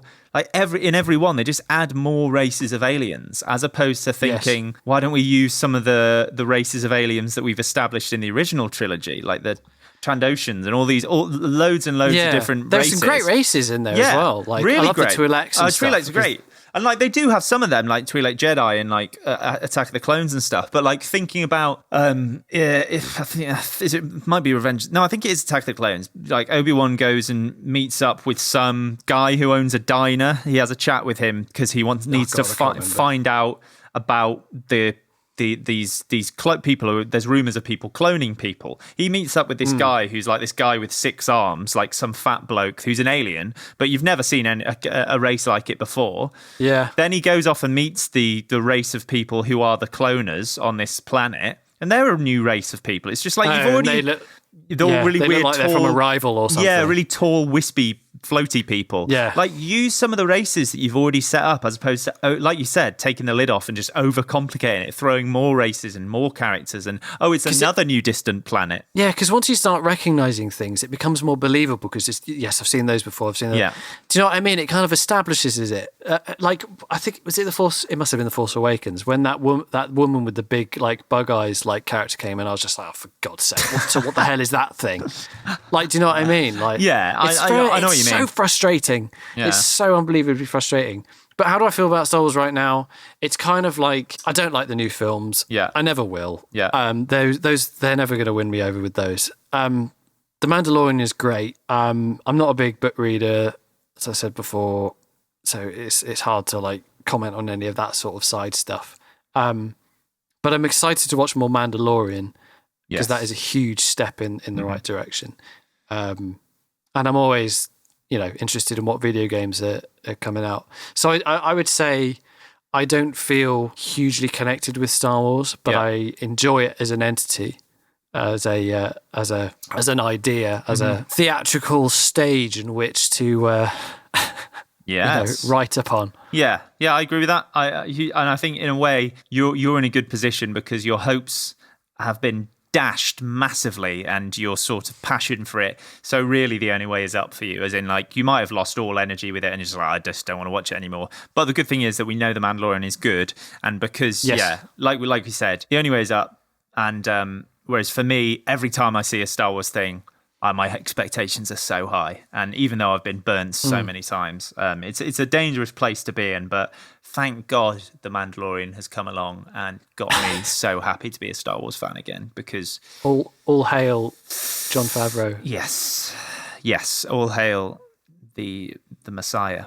Wow, we've that was a mammoth podcast, man. We're currently about 2 hours 45 minutes. Woohoo! That is a chunky boy, and it wraps up our year, doesn't it? It's the final main. I mean, I keep calling this the final main episode because we have got one more episode coming, which is going to be a sort of highlights thing, isn't it? Yeah, we got something, a little special sort of finishing episode 25, that will be released on the 2nd of January. So after the new year, it's our New Year episode. It's a look back at season 1, but this episode is sort of I suppose it is the penultimate one, isn't it? And it is signing off for season 1. It is Can't believe indeed. it. I can't believe it, man. I'm so glad we started this whole thing. Like, we've got a nice little community of watchers, listeners. And we started it because, we'd always wanted to do this. We've always wanted to do a podcast together. We had talked about it for months and months and months before we got around to doing it. And then COVID happened. And I mean, that wasn't even necessarily the stimulus to actually get it done. But it meant we had a little bit more time. We had a little bit more time. So it all sort of made sense to actually get it started, didn't it? Kick it off. Yes, but obviously we've been talking about Star Wars for over 2.5 hours or whatever it's been. We would love it if you got in touch and let us know where you're at with Star Wars, and we'll read some feedback at the start of the new year, I suppose, and we could I reckon. Yeah, talk about what other people's. I mean, I kind of foresee, just because it'll be after a little gap when we come back in the new year, it'll probably be a bit of a catch-up episode and sort of, how's our Christmas been and all that sort of malarkey. So we'll read a little bit of feedback in that ep. Expect us back in February, I reckon. Feb. Coming Sounds back. about right. You heard it here first. We're coming back in Feb, ladies and gentlemen. But thank you so much, everybody who's listened to this episode. And it's been a very long one. But also, thank you to everyone who's been with us on this journey this year. It really has been a huge amount of fun. And I mean, talking about video games comes easily to both of us. Because we love it. That's for sure. It's the best thing to talk about. And it was nice today to be able to talk about some other stuff. Absolutely. And Star Wars, I hope I haven't sort of put a downer on your Star Wars bubble. Not That's possible, not mate. Not possible, I'm afraid. Not possible. No, that's great. That's great, though. I spent my whole life debating Star Wars with people, and I just love doing it. And there are so many things that we could have absolutely got in the weeds on about. Like, there's so many holes you can dive down. Like, we just talked about 11 films plus loads of other stuff. We could have gone into so much more detail. But maybe if there's something else, like a big topic that you as a listener thinking, oh, these guys need to talk about this thing. It might be something that we've mentioned in the past in passing, or it might be something totally different than we'd love to know what it might be a gaming thing, it might be a film thing again, whatever. Do let us know. We've got a few other potential special episodes planned in the future where we'll focus on certain topics, but we'll cross those wee bridges when we get to them, I suppose. Absolutely. If you want to get in contact with us about, your Star Wars opinions or what you agreed with, disagreed with, or again, like Bellum said, anything you'd like us to talk about, please email us at pushingbuttonspod@gmail.com. Mm-hmm. Please do that. That'd be lovely. We'll read it. We'll definitely read it. I can promise that. And also, if you haven't already, just follow us on social media. You might not have social media. That's fine, but get it and follow us on Twitter at PB Podcast UK and on Instagram at Pushing Buttons Pod. We'd love it if you gave us a follow, and you can chat to us on there as well as on the emails. And also, if you do want to suggest this podcast to 5 people, you'll be in with a shot of being our MVL, and you'll get a jingle. Just make sure you tag us in it, otherwise we don't know it happened. Yeah, very true. We've had that before. Someone's told us that they did it. I don't believe you, mate. Classic mistake. This podcast is available on Spotify, Apple Podcasts, YouTube, Google Podcasts, Anchor, and Radio Public. And I think that's it. We thank you so much for listening. We wish you, this will be out on Boxing Day a bit, but we hope you had an incredible Christmas, given the circumstances and all that sort of thing. Thanks, Boris. Cheers, Boz. And a fantastic new year, which we'll see you after. We will. We can't wait to be back with you. We hope you guys enjoy our special highlights episode. It should be a good laugh. Put that on while you're sinking into a deep bath, just smiling to yourself as you soothe there in the warming water. Light a candle, maybe. Put up a poster. In the bathroom? Yeah, why not? I reckon the steam is an issue for adhesive. Yeah, do you think reasons. it would peel off? Yeah. Nothing worse than that. I That's once, annoying, isn't it? I think while I was a student, I had a poster hung on the wall behind my head on the wall, and it came off in the night and landed on me, and that's probably the most scared I've been in my life. Wow, what did you think it was? Well, when you're fully asleep and you wake up after something's fallen on your head, you've been in a heavy dream state. It could have been anything, Mark, but obviously within seconds I realised it was the poster. But being rudely awakened by its sound.